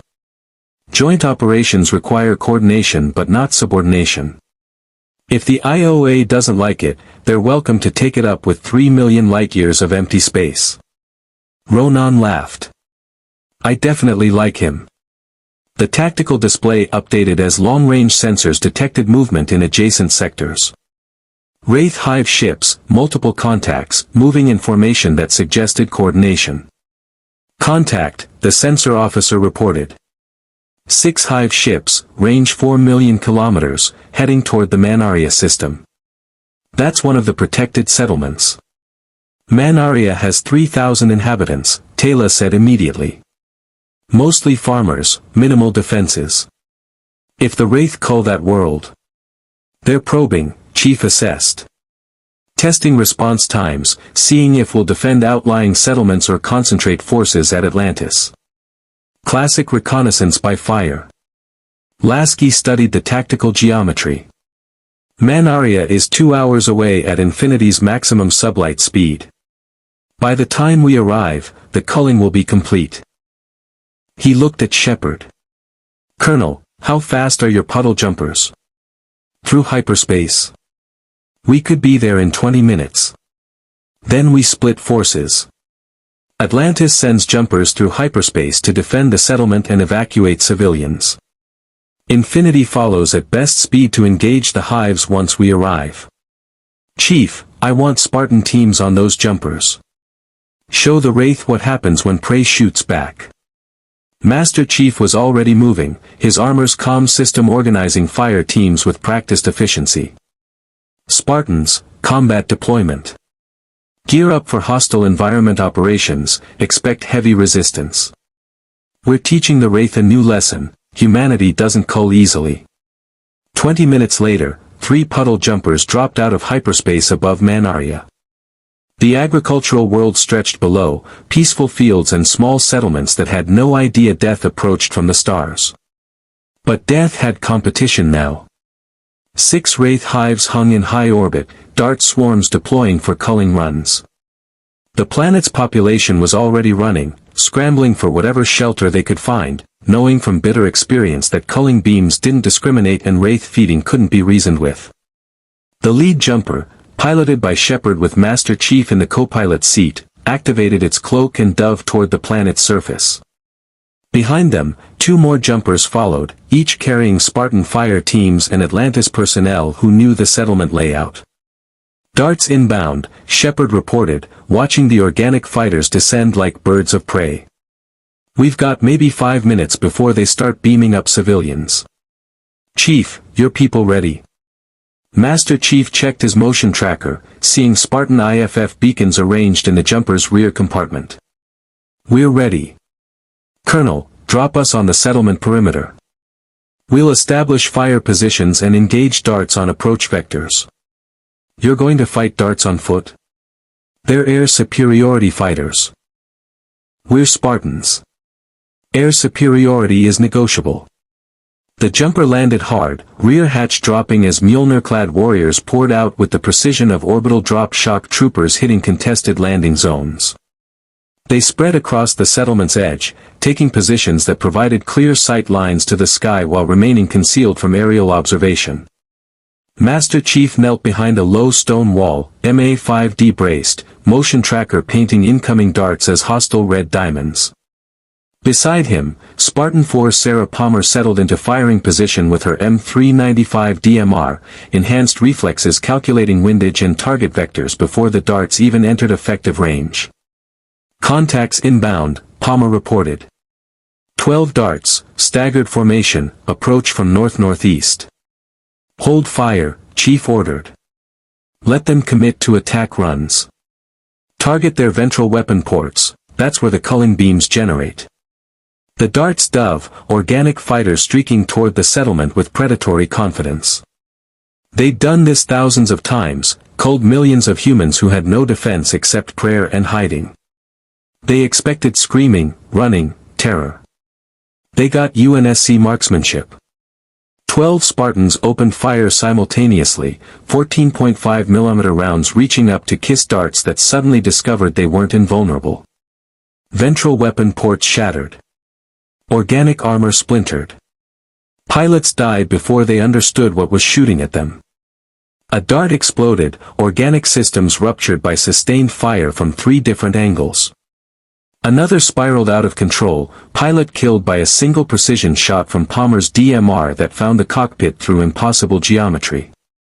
A third attempted emergency evasive maneuvers. Chief tracked it through his Mjolnir's targeting system and put a burst directly through its propulsion organ. Splash 3, Palmer reported with satisfaction. Remaining darts breaking off. But the Wraith weren't stupid. The surviving darts climbed hard, regrouping out of effective small arms range. In orbit, the hive commanders watched with growing concern. The humans below weren't running. They were fighting. And they were winning. Hives are launching additional darts, Sheppard transmitted from the cloaked jumper. Looks like 60+ inbound. Chief, you've got their attention. Good, Chief replied, watching his motion tracker fill with hostile contacts. Spartans, prepare for mass engagement. Conservative ammunition expenditure, prioritize targets attempting culling beam deployment. Let them learn slowly. The dart swarms descended like locusts, organic fighters saturating the air with numbers that should have overwhelmed any defensive position. Culling beams stabbed down, scanning for human life signs to dematerialize and store. They found Spartans instead. Mjolnir shields flared as culling beams attempted to lock onto targets that suddenly weren't there anymore. The Spartans moved with enhanced reflexes that made tracking nearly impossible. And while the darts searched for prey, the Spartans demonstrated why humanity had survived 30 years against the Covenant. Precision fire from 12 positions created overlapping kill zones that darts flew into and died. Every Spartan was a one-person anti-aircraft battery, enhanced eyesight and neural interfaces compensating for the dart's speed and maneuverability. They didn't need missiles or energy weapons, just extraordinary skill and the refusal to miss. The sky rained burning darts. In orbit, the Wraith Queens conferred through telepathic links, confusion and growing alarm spreading through the hive mind.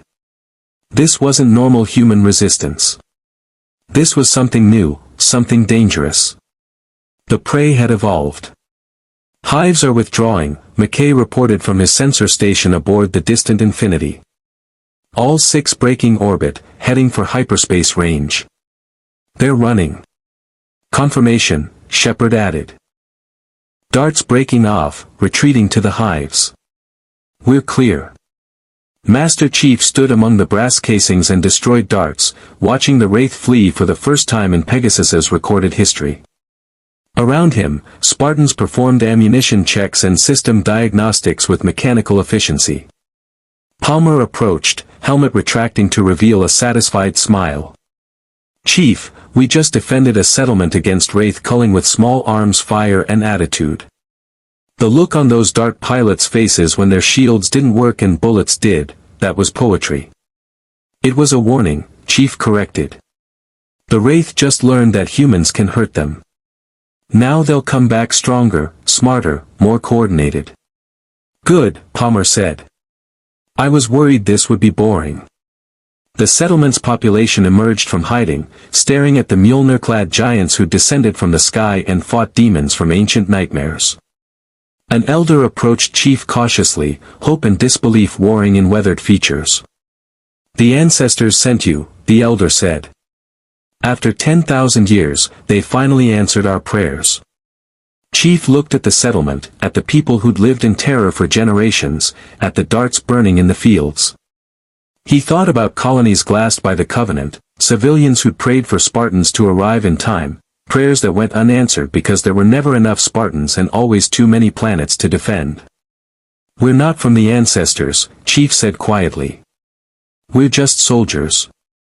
But we're here now, and the Wraith won't find you easy prey anymore. The elder smiled through tears. Then the Wraith should be very afraid. Above Manaria, Infinity's massive bulk finally arrived in system, weapons hot and ready for engagement that was no longer necessary. On the bridge, Lasky watched the tactical display showing destroyed darts and retreating hives. Captain, Palmer transmitted, Manaria is secure. 0 civilian casualties. Wraith withdrew without engaging ground forces.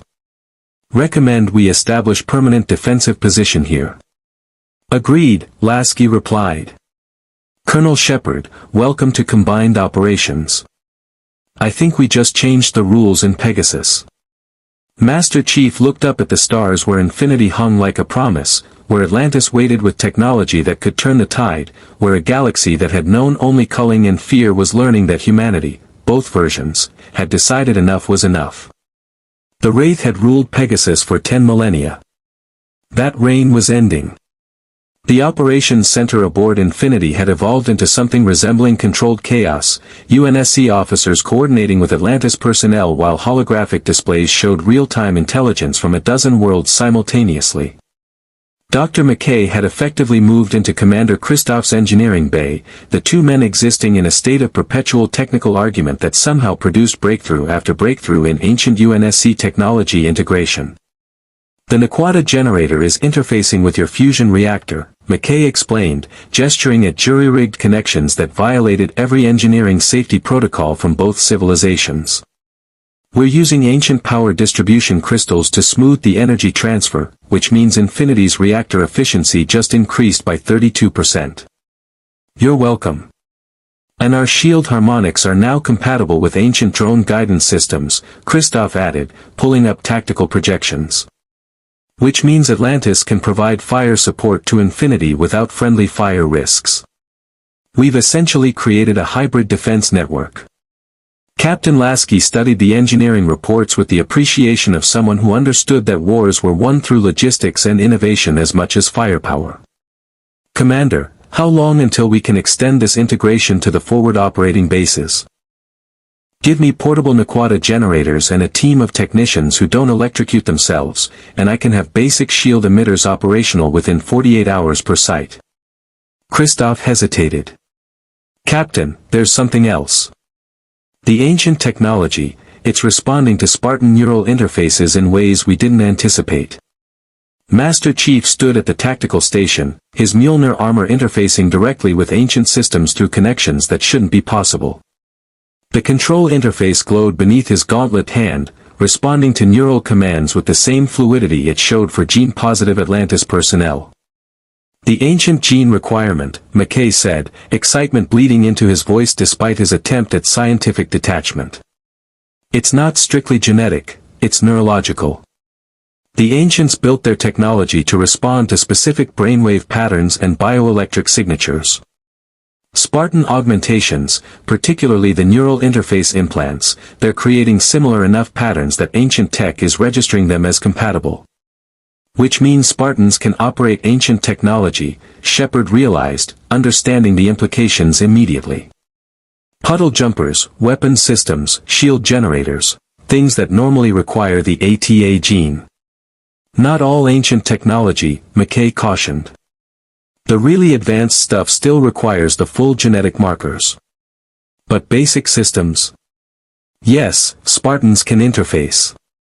It's like the ancients and the UNSC Spartan program independently arrived at similar solutions for human enhancement. Chief considered this with the tactical focus that defined Spartans.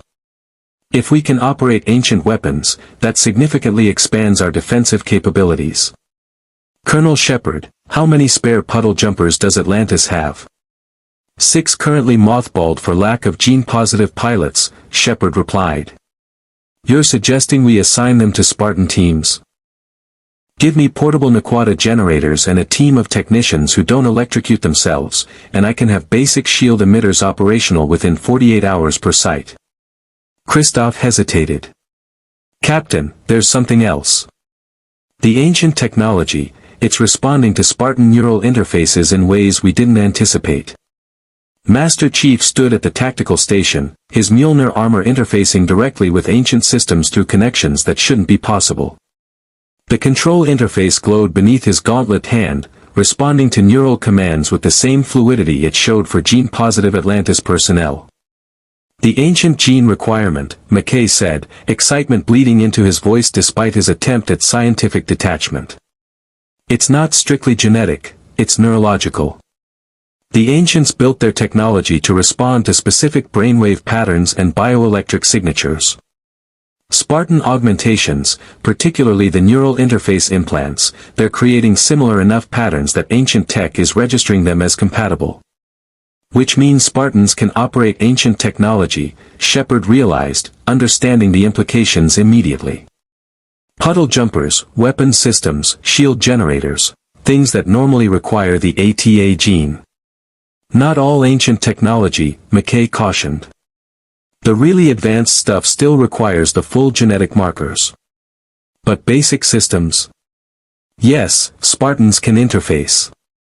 It's like the ancients and the UNSC Spartan program independently arrived at similar solutions for human enhancement. Chief considered this with the tactical focus that defined Spartans. If we can operate ancient weapons, that significantly expands our defensive capabilities. Colonel Sheppard, how many spare puddle jumpers does Atlantis have? 6 currently mothballed for lack of gene-positive pilots, Sheppard replied. You're suggesting we assign them to Spartan teams? I'm suggesting we turn Spartans into rapid response units with ancient technology support. Hyperspace-capable transport, drone weapons, cloaking systems, it multiplies our effectiveness by orders of magnitude. Lasky nodded slowly. Do it. Chief, work with Colonel Sheppard to train Spartan pilots on puddle jumper operations. Commander Christoph, prioritize getting those jumpers combat ready. The tactical display updated, showing new contacts entering the operational theater. Ronan moved to the holographic projection, his expression grim as he studied the signatures. Wraith Hive, Ronan identified. But not attacking. That's a scout pattern, they're mapping our defensive positions. They're learning, Taylor agreed, joining him at the display. The Queens have realized direct assault is costly. Now they probe, observe, adapt. It is what makes them such dangerous predators. Palmer leaned over the sensor station. We could engage now, drive them off before they complete their reconnaissance. No, Chief said. Let them watch. Let them see Infinity in orbit, see Spartans deploying, see the defensive network we're building. The more they learn about our capabilities, the more cautious they become. Caution means hesitation. Hesitation gives us time. The Chief's right, Sheppard agreed. The Wraith's greatest advantage has always been psychological, they terrify populations into paralysis before they ever fire a shot. If we can make them afraid, make them hesitate, we flip the equation. The Hive ship completed its reconnaissance pass and jumped to hyperspace, carrying data that would spread through the Wraith collective consciousness like infection. Information about humans who wore armor that shrugged off feeding attempts, about weapons that punched through organic hulls, about prey that coordinated across star systems with technology the Wraith hadn't seen in 10,000 years. The galaxy is changing, Taylor said softly, watching the Hive's hyperspace window collapse. For my entire life, the Wraith have been inevitable. Death from the stars that could not be fought, only survived. Now, for the first time, I see them retreat. I see them afraid. Fear is a weapon, Chief observed. The Covenant learned that when they realized Spartans didn't die easily. The Wraith will learn the same lesson. A communication channel opened, Dr. Weir's voice carrying diplomatic concern that made Sheppard wince. Colonel Sheppard, Captain Lasky, we have a situation. The IOA has just transmitted through the Earth Gate. They're demanding a full briefing on UNSC Infinity and requesting, she paused diplomatically, that Captain Lasky submit to IOA oversight regarding all operations in the Pegasus Galaxy. Lasky's expression remained neutral, but his jaw tightened microscopically. Dr. Weir, with all due respect to the IOA, Infinity doesn't answer to civilian oversight from an alternate reality's Earth. We'll coordinate as allies, but we're not subordinating UNSC command authority. I explained that, we're said with the patience of someone who'd spent years managing impossible diplomatic situations. They were not receptive. Colonel Sheppard, they're sending Richard Woolsey through the gate. He'll be here within the hour. Sheppard groaned. Woolsey. Of course it's Woolsey. The man who thinks regulations can solve problems that require shooting. Who's Woolsey? Palmer asked. IOA's primary representative to Atlantis, Sheppard explained. Brilliant administrator, follows protocol like it's religion, and has the tactical flexibility of a concrete wall. He means well, but he thinks every situation can be resolved through proper paperwork and committee review. I've met 100 Richard Woolseys, Lasky said. Every military command has civilian oversight that thinks war can be managed like a quarterly budget review. Chief, you'll accompany me to this meeting. The IOA needs to understand exactly what Spartans are and why UNSC protocols exist for very good reasons. Master Chief's visor reflected the tactical displays showing Wraith territories, human settlements, and the defensive network spreading across Pegasus. Understood, sir. How diplomatically do you want me to phrase, we've been fighting extinction wars for 30 years and don't need bureaucratic guidance? Let's start with implicit and escalate to explicit if necessary, Lasky replied with the faint smile of someone who'd navigated similar political minefields. An hour later, Richard Woolsey stepped through Atlantis's Stargate with the precise dignity of someone who believed proper procedure could resolve any crisis. He wore an immaculate suit that looked ridiculous in a city full of combat fatigues and Mjolnir armor, carried a tablet loaded with IOA regulations, and had the expression of someone prepared to impose order on chaos through sheer bureaucratic willpower. Dr. Weir met him in the gate room with the diplomatic warmth that concealed steel. Richard, welcome back to Atlantis. We have much to discuss. Indeed we do, Woolsey replied, adjusting his glasses as he studied the Spartan fire team positioned near the gate, armored giants who made the marine security detail look understated. Dr. Weir, I've reviewed the preliminary reports. An alternate reality warship, supersoldiers from a parallel Earth, engagement with Wraith forces resulting in multiple hive ship destructions. This raises questions about command authority, technology sharing protocols, and potential violations of. Mr. Woolsey, Captain Lasky interrupted, stepping forward with Master Chief at his side. Captain Thomas Lasky, UNSC Infinity. Before you continue citing regulations from a reality 3 million light-years away, perhaps we should establish some baseline facts.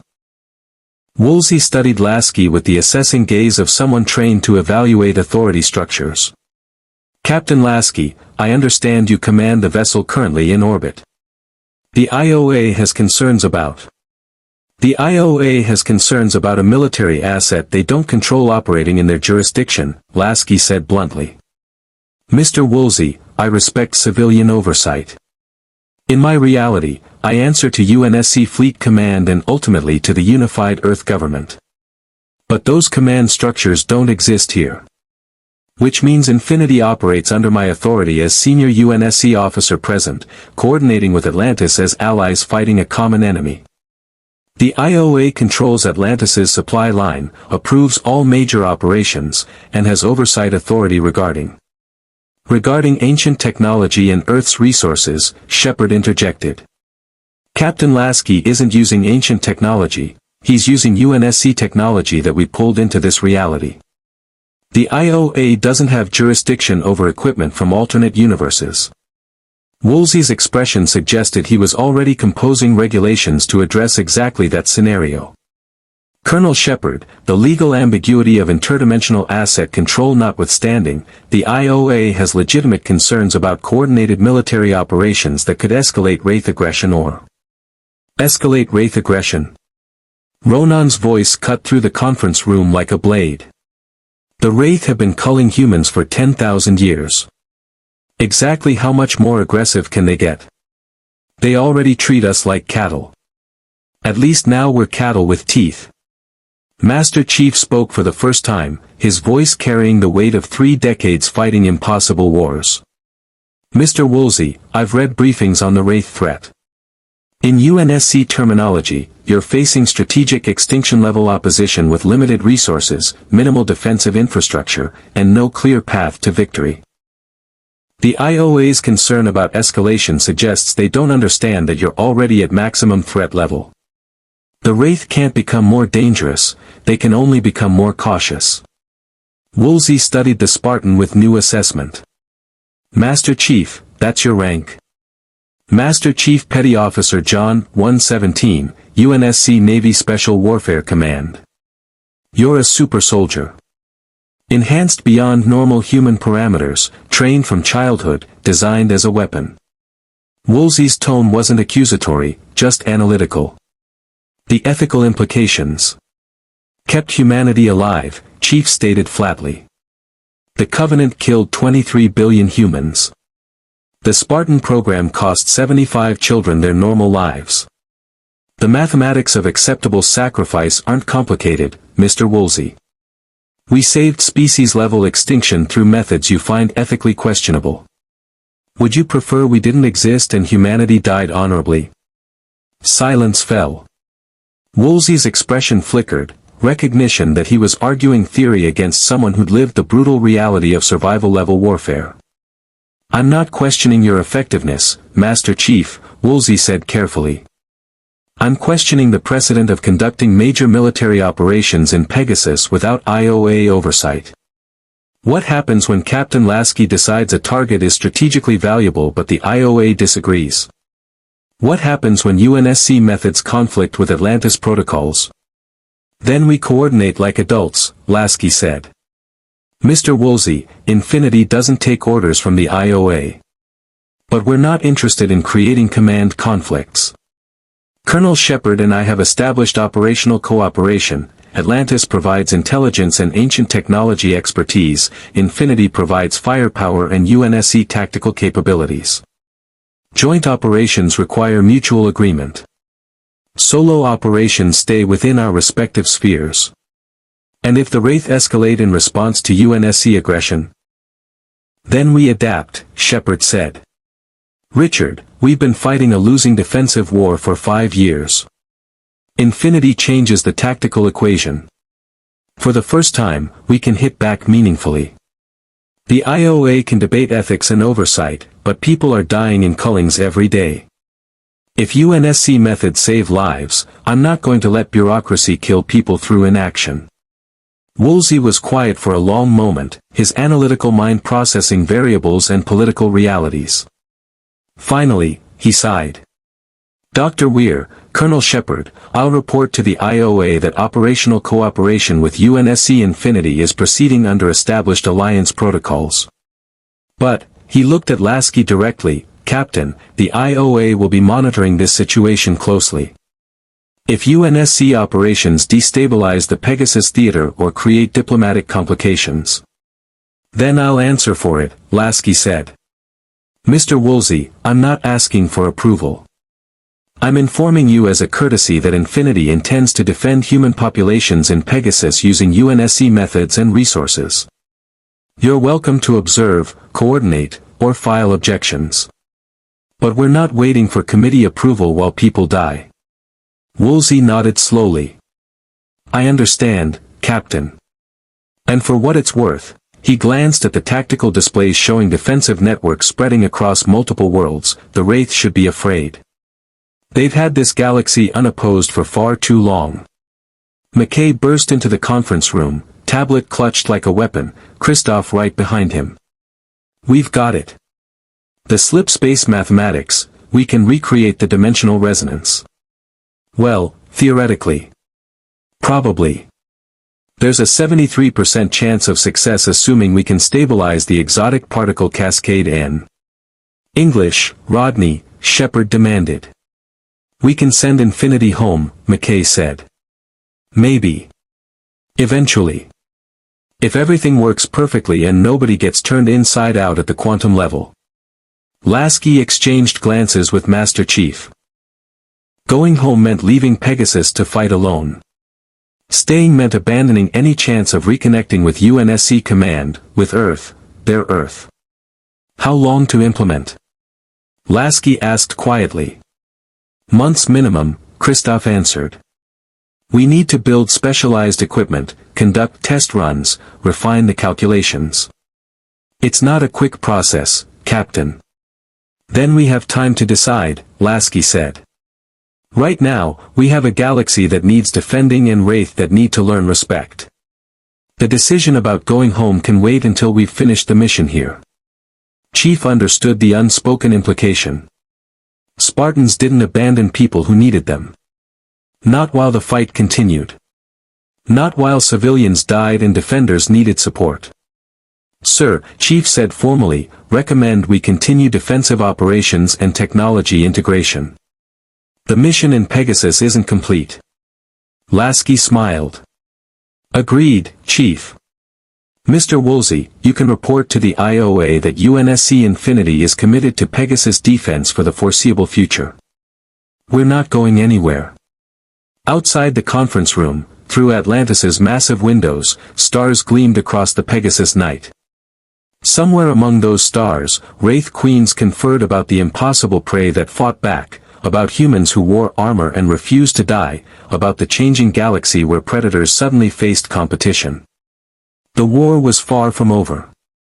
But for the first time in 10,000 years, the Wraith had reason to fear what lurked in the darkness between Cullings.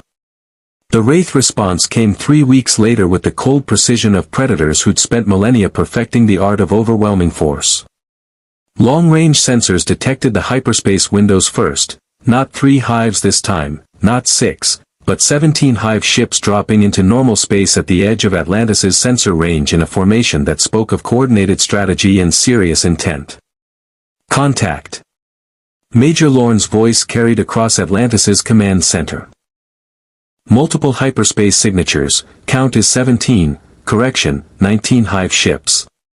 They're forming up at 6 million kilometers, holding position. Captain Lasky was already on the comm channel from Infinity's bridge. Atlantis, we're reading the same contacts. That's not a raiding force, that's an armada. They're preparing for siege operations. Sheppard studied the tactical hologram with the grim expression of someone who'd seen this pattern before, the Wraith committing overwhelming strength when they decided a target was worth the casualties. They're not probing anymore. They've assessed us, calculated the cost, and decided Atlantis is worth taking down regardless of losses.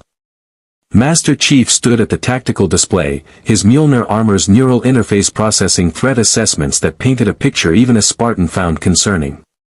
19 hives meant thousands of Wraith warriors, hundreds of dart squadrons, and firepower sufficient to reduce Atlantis to rubble given time.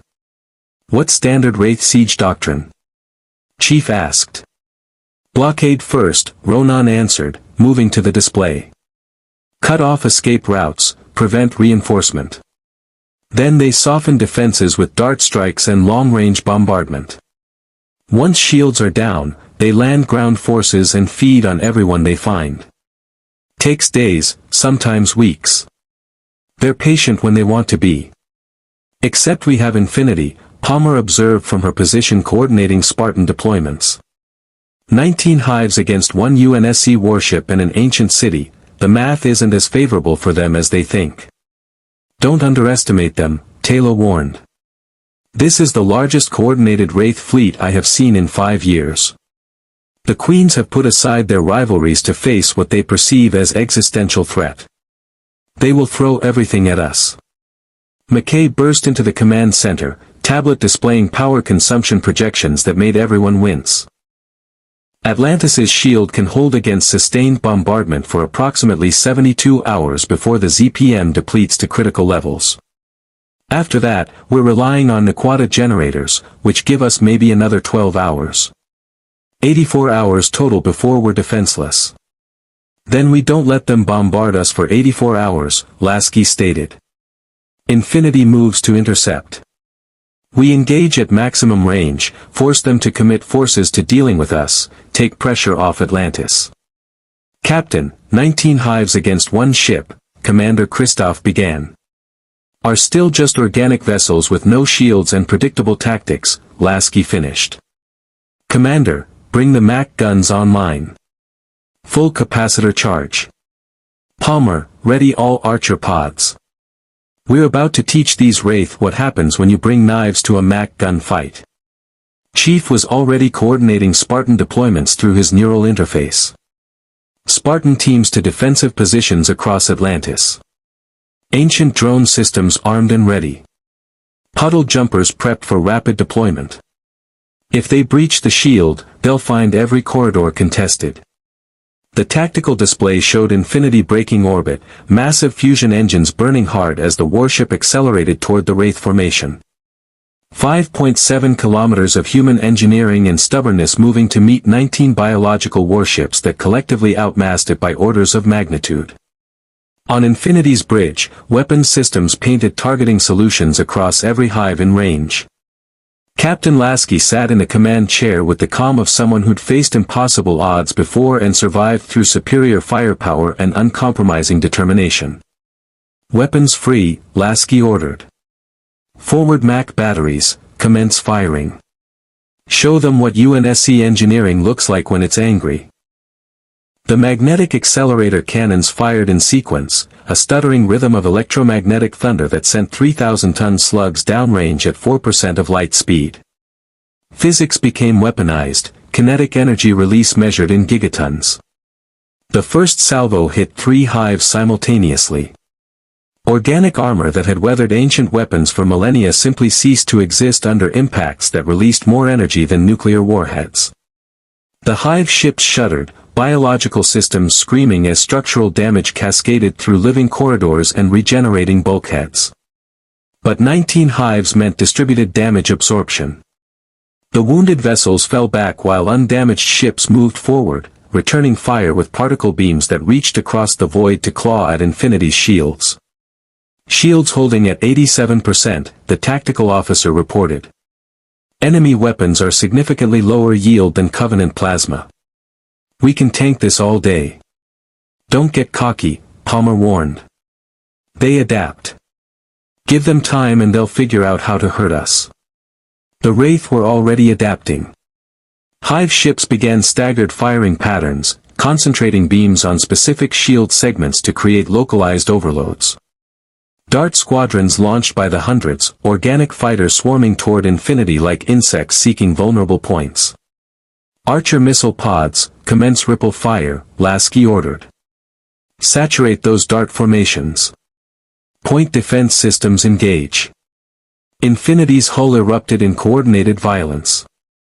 Archer missiles streaked away in hundreds, each one tracking darts through impossible maneuvers.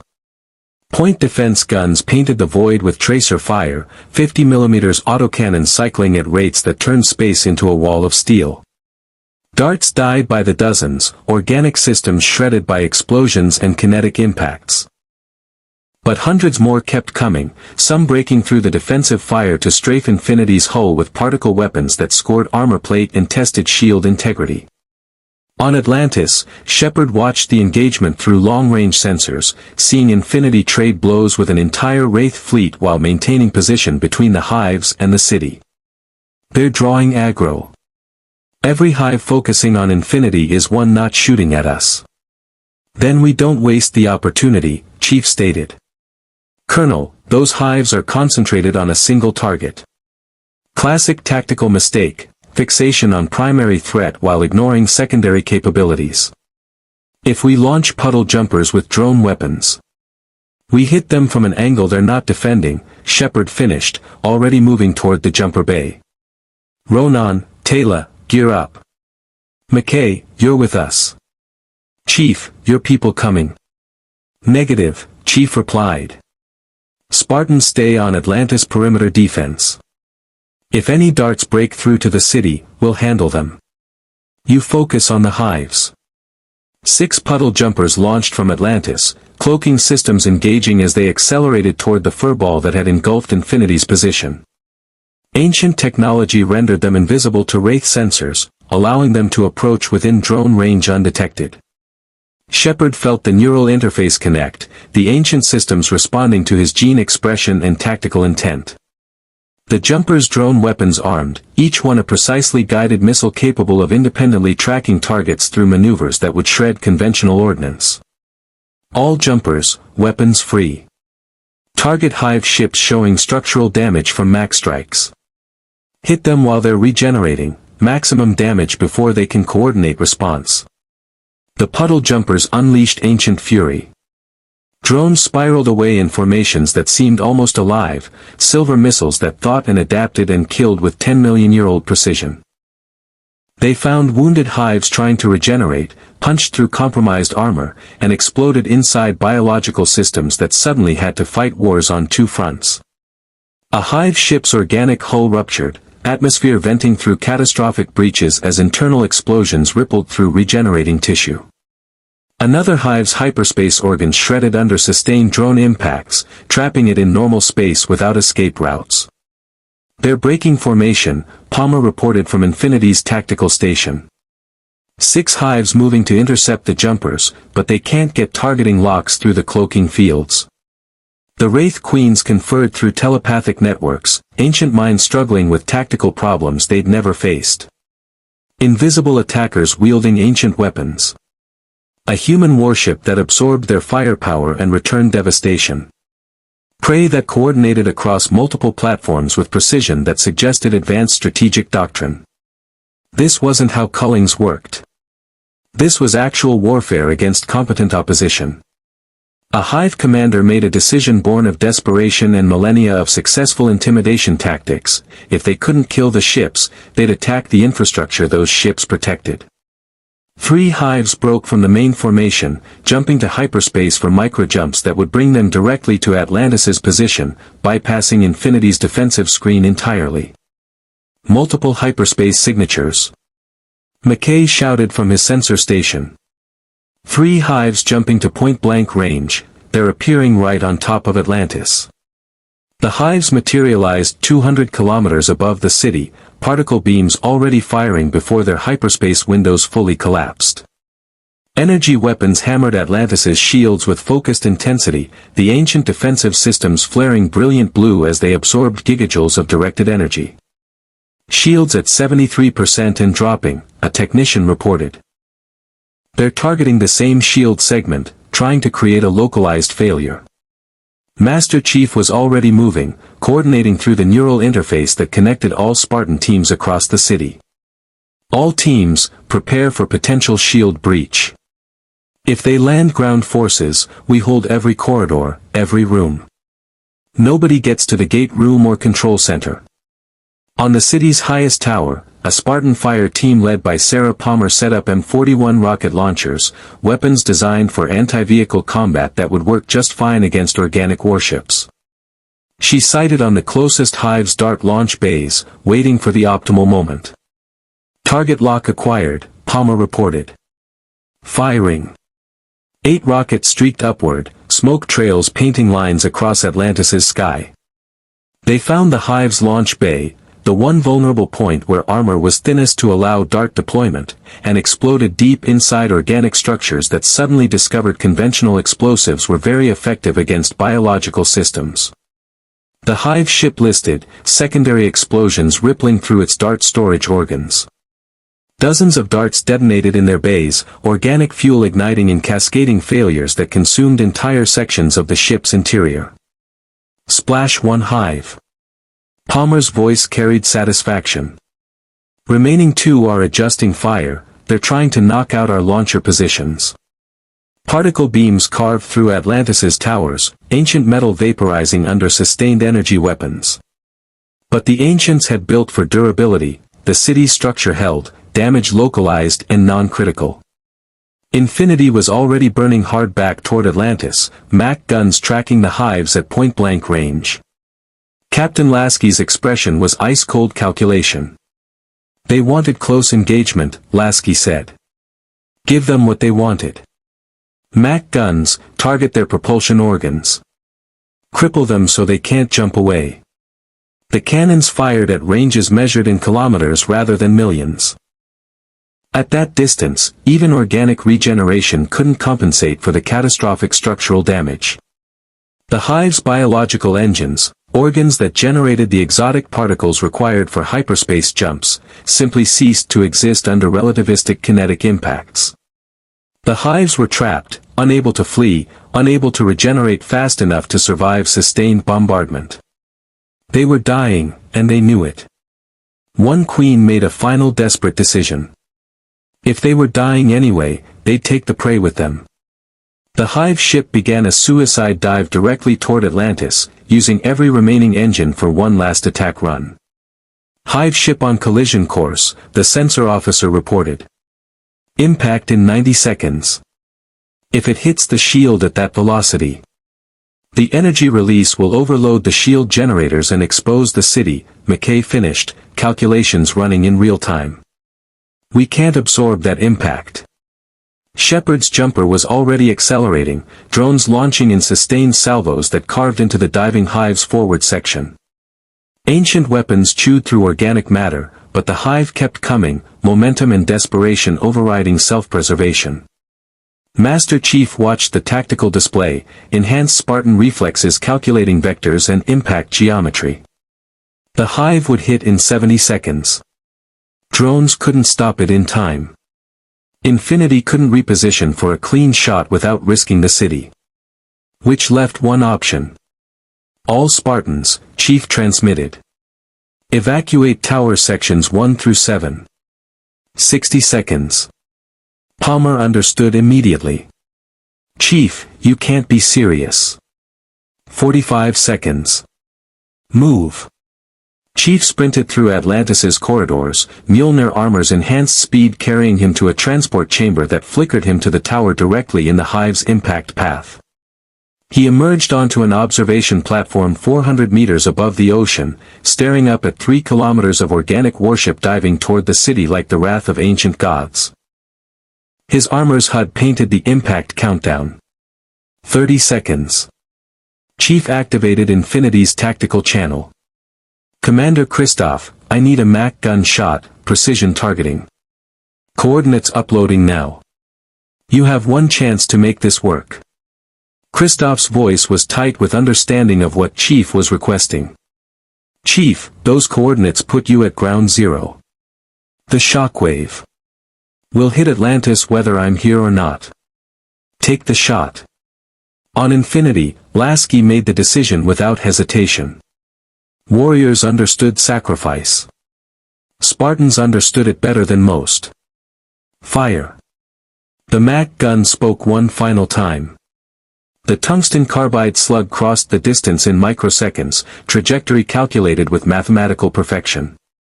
It hit the diving hive ship precisely amidships, 3,000 tons of kinetic energy shattering organic structure that was already stressed beyond survival limits. The hive ship broke apart. Not exploded, just structurally failed, momentum carrying the fragments forward but impact energy dispersed across dozens of pieces instead of one concentrated mass. The fragments hit Atlantis's shield. The barrier flared, overloaded, failed in that specific section. But distributed impacts didn't carry enough individual energy to penetrate the city's secondary defenses. Organic debris rained across Atlantis, chunks of biological matter splattering against ancient towers. One massive fragment tumbled directly toward Chief's position, 30 tons of organic hull that would pulverize even Mjolnir armor. Chief jumped. His enhanced reflexes, armor's thrusters, and simple desperate momentum carried him clear as the fragment crashed through the platform. He fell, Mjolnir calculating impact velocity with the ocean 400 meters below, survivable, barely. A puddle jumper appeared beneath him, Sheppard's voice crackling through the comm, somebody call for a ride? Chief hit the jumper's hull, mag boots engaging to lock onto the ancient metal. The jumper's rear hatch opened, Ronan hauling the Spartan inside with strength that suggested the Satadin could probably arm wrestle a Spartan and make it interesting. Nice catch, Sheppard, Chief said, recovering his balance. We have our moments. You okay? Functional. Chief checked his armor systems, shield generators down to 17%, minor structural damage, neural interface slightly scrambled but operational. Nothing that would prevent continued combat operations. The battlefield had gone quiet. The diving hive was debris. The two remaining close-range hives had been pounded into biological wreckage by combined fire from Infinity and the Jumper Squadron.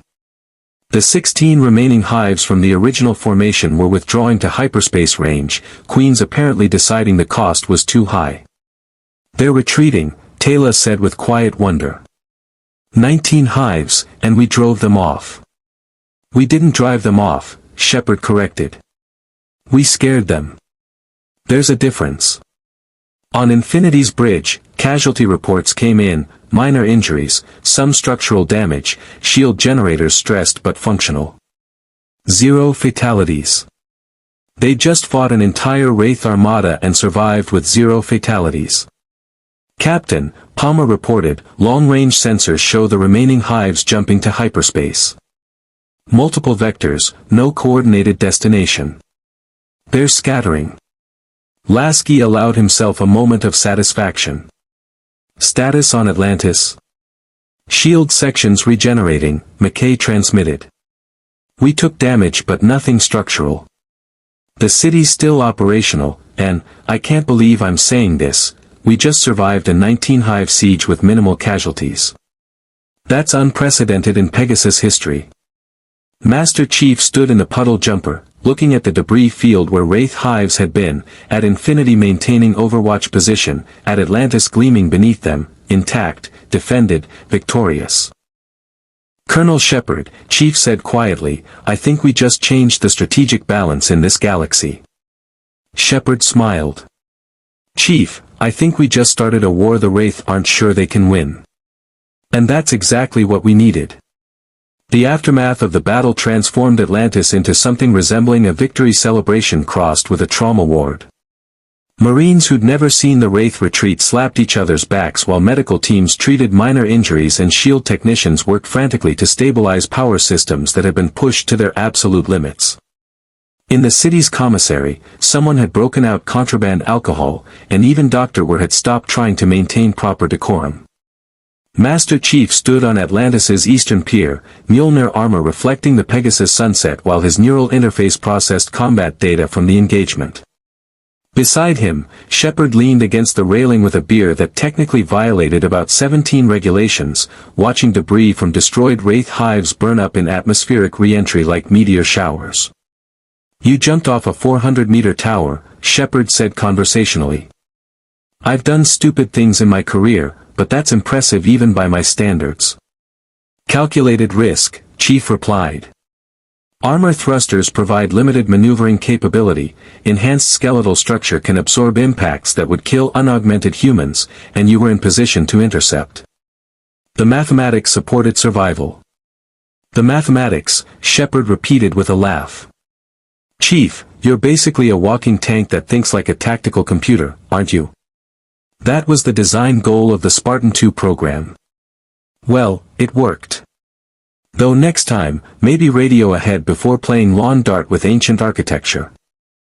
The celebration in the commissary had evolved into something more genuine, Spartans in unpowered underarmor sharing stories with Atlantis Marines who'd realized that super soldiers were still soldiers, still human under the technology and augmentation. Spartan Frederick, 104 was demonstrating enhanced strength by arm wrestling 3 Marines simultaneously and losing deliberately to maintain morale. Palmer sat with Ronan, comparing scars and discussing optimal methods for killing Wraith at close range. Dr. McKay had commandeered an entire wall of monitors to display post-battle analytics, Christoph beside him running calculations about shield harmonics and energy distribution that neither man fully understood but both found intellectually stimulating. The ancient shield generators held under concentrated bombardment for 17 minutes, McKay explained to anyone who'd listen.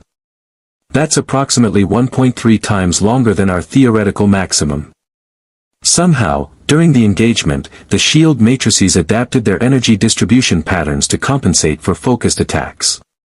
The city is learning. Actually learning from combat engagement and modifying its defensive algorithms. Ancient technology was designed to be adaptive, Christoph observed. Forerunner constructs in our reality show similar characteristics: self-modification, tactical learning, strategic evolution. It's like both precursor species understood that static defenses eventually fail. Taylor moved through the celebration with the grace of someone ensuring her people, the Athosians who'd taken refuge in Atlantis, understood what the victory meant. She found Master Chief on the pier, studying the stars with the intensity of someone cataloging strategic information. "Master Chief," Taylor said softly, "you fight with the discipline of one who has seen too much death. Like Ronan. Like all of us who have survived the Wraith for too long. 30 years of war leaves marks," Chief acknowledged. "You learn to compartmentalize. Focus on the mission, trust your training, protect the people who can't protect themselves. And yet you jumped to save this city. You could have evacuated with your people, let the impact occur, survived to fight another day. Instead, you remained to ensure Atlantis survived." Taylor studied him with the insight of someone who'd spent her life reading people. "That is not tactical calculation. That is something deeper." Chief was quiet for a moment, visor reflecting stars he'd never seen from Earth. Spartans were created to protect humanity. All of humanity. The fact that these humans are from a parallel reality doesn't change the mission parameters. "You are a good man, John," Taylor said, using his given name deliberately. "I hope you know that, beneath the armor and augmentation." Before Chief could respond, proximity alarms shrieked across the city. Not attack warnings, something stranger. The gate room sensors detected unusual energy signatures, ancient systems activating without authorization, and a brilliant light began building in the gate room's central chamber. "What now?" Sheppard demanded, sprinting toward the control room with Chief right behind him. The gate room had transformed into something that made even ancient technology look understated. The Stargate itself was inactive, but a column of golden light erupted from the floor, rising toward the ceiling in patterns that seemed simultaneously random and precisely orchestrated. Within the light, a figure began materializing, humanoid, translucent, radiating energy that made every ancient sensor in the city go haywire. Ascended being, McKay breathed, watching readings that defied every physical law he understood. An actual ascended ancient is manifesting in physical adjacent form in our gate room. This is unprecedented. They never interfere directly. The figure solidified enough to reveal features, female, ageless, carrying herself with the serenity of someone who existed beyond physical concerns. When she spoke, her voice resonated not through air but directly in the minds of everyone present. "I am Ganos Lal," the ascended ancient said. "Though some knew me as Morgan Le Fay in your histories. I come bearing warning and acknowledgement in equal measure." Dr. Were stepped forward with diplomatic courage that impressed even Chief Morgan Le Fay. The legends were real. "Legends are often truth filtered through limited understanding," Morgan replied, her form flickering between corporeal and pure energy. "The ancients watch the physical realm with interest, though we are forbidden from direct intervention. Your arrival," she gestured toward Master Chief and the direction of infinity in orbit, "represents something we did not anticipate. Humans from a parallel reality, technological evolution following similar but distinct paths, and most concerning, the attention you have attracted." "The Wraith know we're here," Lasky said through the comm channel, his voice carrying tension. "That's not news." "Not the Wraith," Morgan corrected. "Your battle, your display of advanced weaponry and coordinated tactics, has resonated across subspace frequencies that reach beyond Pegasus. The Asgard have detected your presence. More concerning, the Ori have sensed technological signatures that intrigue them. And most dangerous of all, there are older things in this galaxy that slumber in darkness, things the ancients hoped would never wake." Master Chief's tactical assessment immediately flagged the implications. "You're saying our presence has drawn attention from multiple hostile factions." "I am saying that humanity, both versions present in this room, has announced itself as a power capable of challenging the established order. The Wraith are ancient, but they are merely predators. The Ori are crusaders who gain power through worship. The Asgard are dying but still formidable.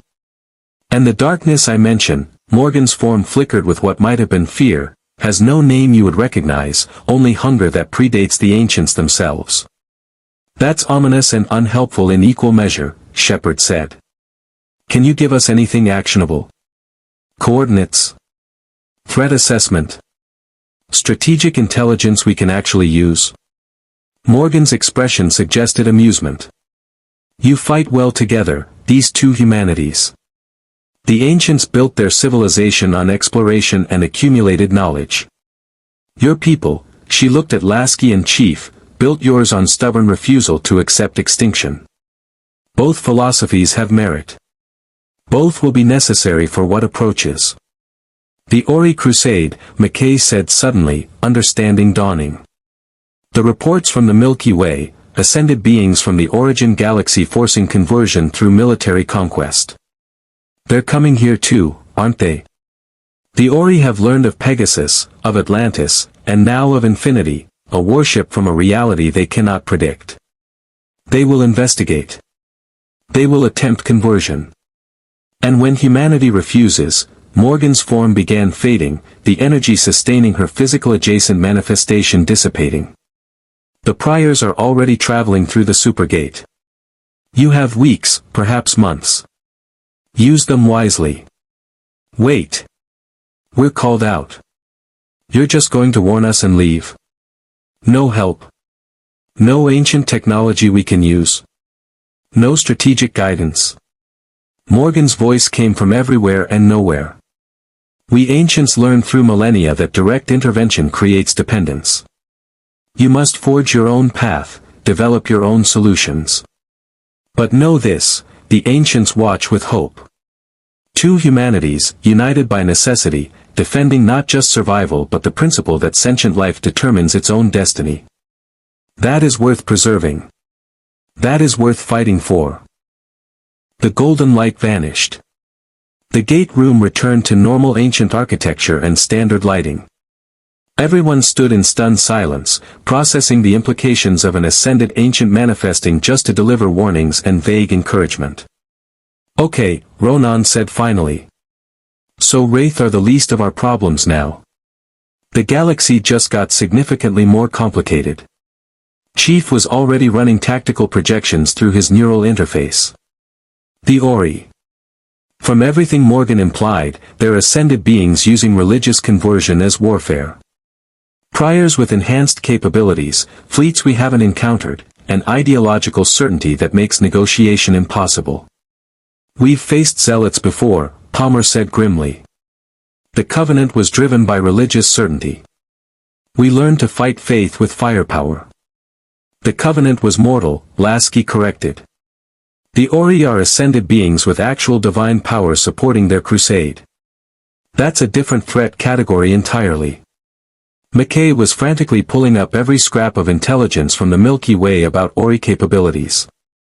Their ships use advanced ancient technology, their shields can withstand sustained drone bombardment, their main weapons are planet-killing energy beams, and their priors, enhanced humans with ascended powers, can perform what looks like magic.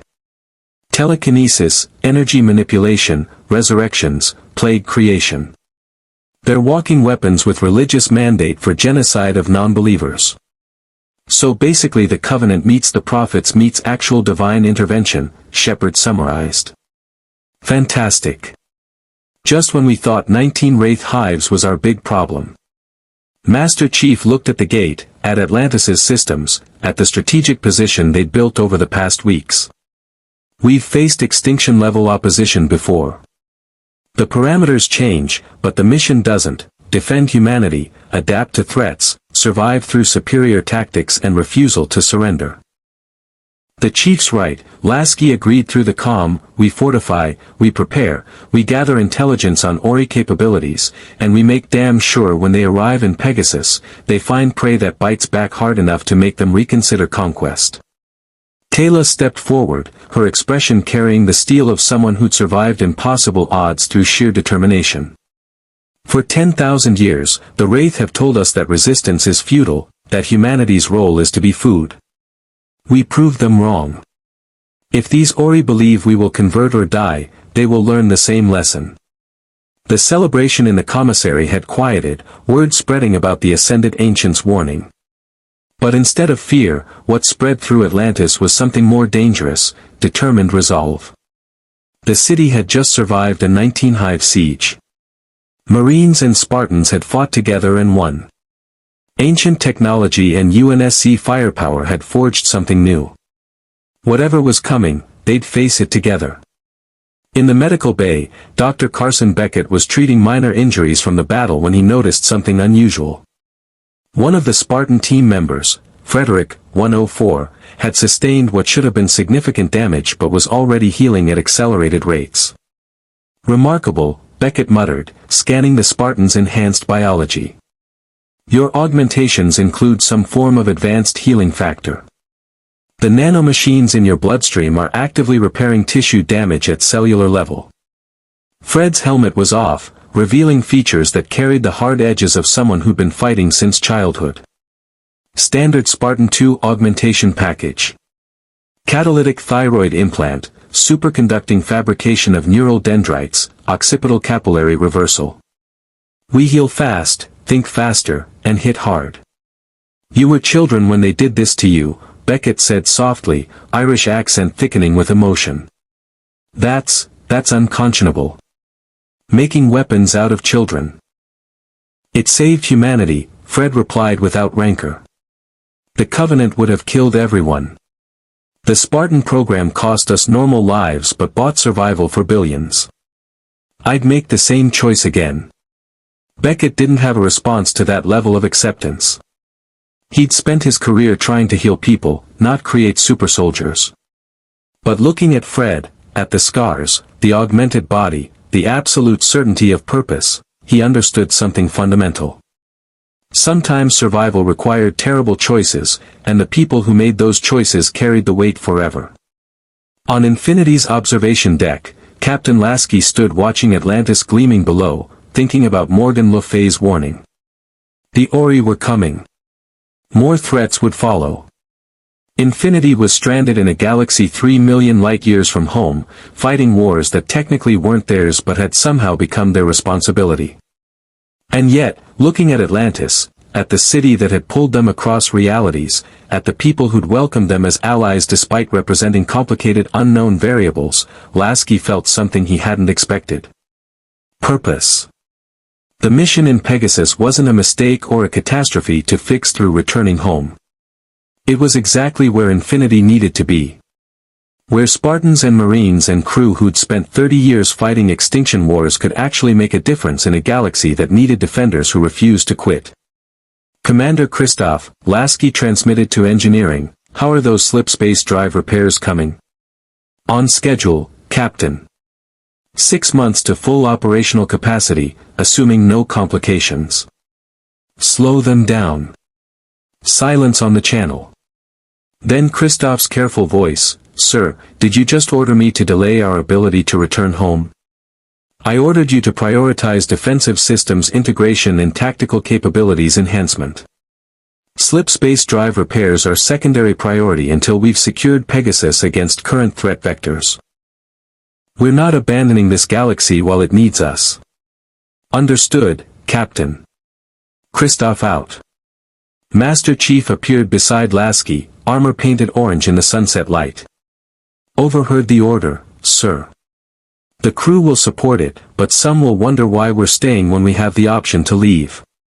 Because Spartans don't abandon missions, Chief.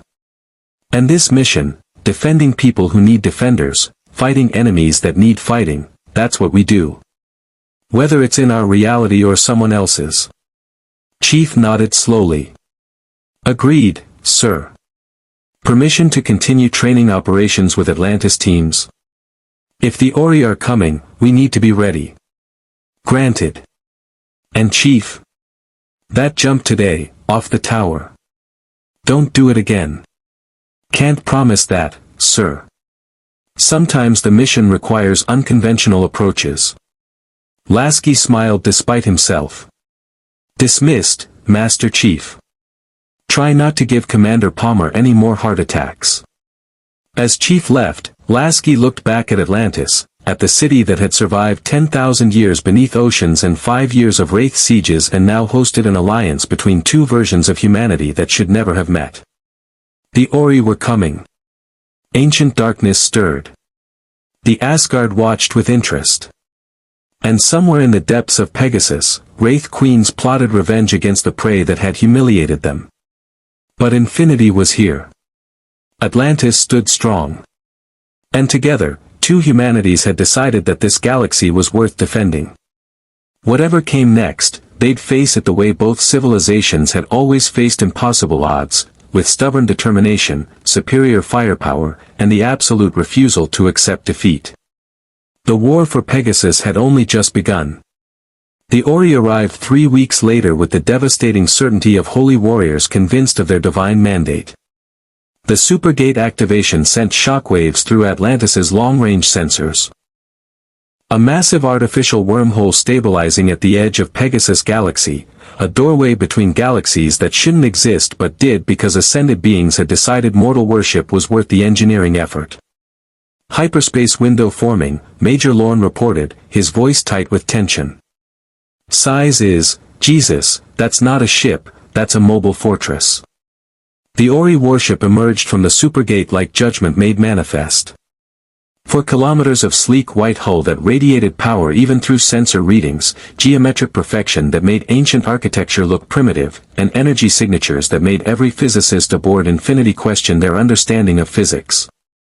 The ship didn't just move through space, it seemed to impose its will on reality, demanding the universe accommodate its presence.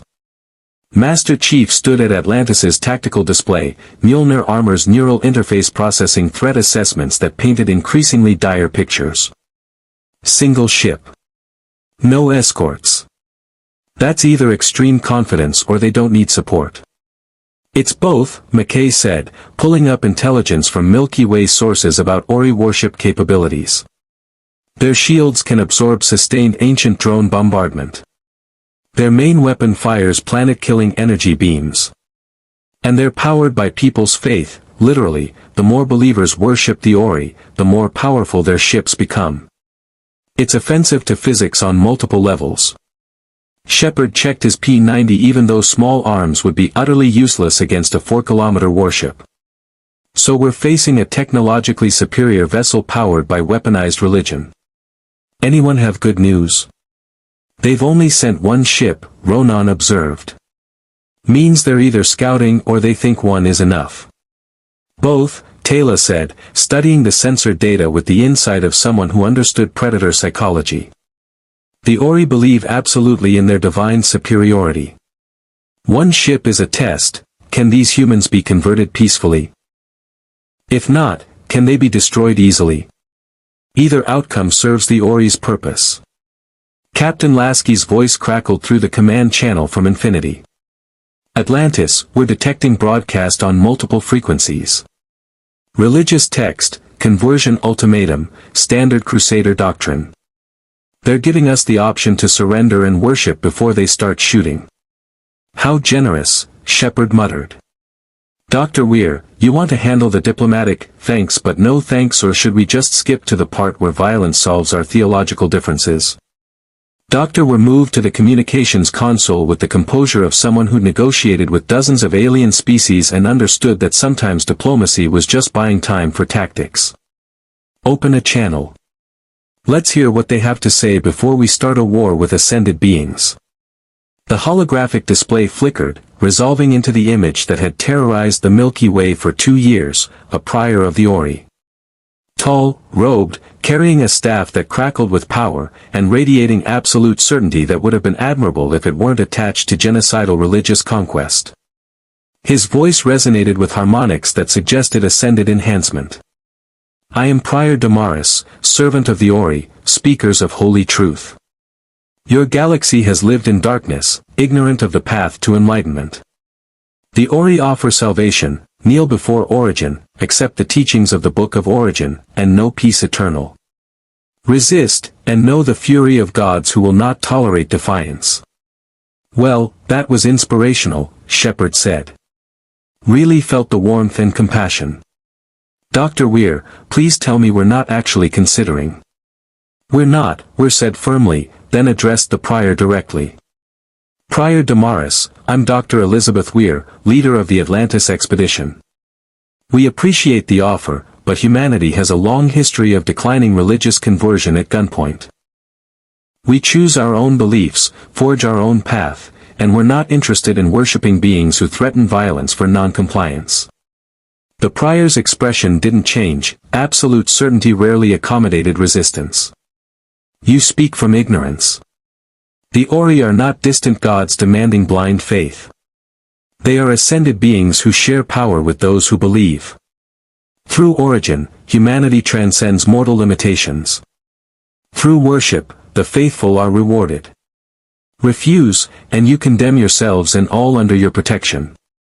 See, that's the problem, Captain Lasky interjected, his voice carrying the steel of someone who'd faced religious zealots before. We've encountered species who claim divine mandate for genocide. The Covenant glassed 33 of our colonies while preaching about holy journeys. We learned to be skeptical of anyone who claims you must convert or die. For the first time, the Prior's certainty flickered. You speak of war against false prophets. The Ori are not false, they are ascended, powerful beyond mortal comprehension. Your skepticism is understandable but ultimately futile. The Ori will not be denied. Master Chief stepped into the holographic transmission range, Mjolnir armor's imposing presence translating clearly through the visual link. Prior Damaris, I've fought religious extremists for 30 years. Covenant prophets claimed divine sanction for human extinction. They were wrong. If the Ori require worship through threat of violence, they're not gods, they're tyrants with advanced technology. Humanity doesn't kneel to tyrants. The Prior's staff crackled with energy, power building in response to what he clearly perceived as unforgivable blasphemy. You dare question the Ori? You, who wear armor like a shell against truth. The faithful need no protection beyond the Ori's blessing. Your resistance demonstrates the corruption that must be purged. Here we go, Palmer muttered from her tactical station. Shields are deflecting MAC rounds like they're nothing, Commander Kristoff reported, disbelief coloring his usually controlled voice. "Captain, those shields are operating on principles that shouldn't be possible.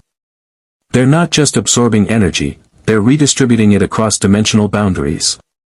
We're not fighting physics, we're fighting miracles backed by weaponized math." "Then we change tactics," Chief said, already coordinating Spartan deployments through his neural interface. "Colonel Sheppard, can ancient drones penetrate those shields?"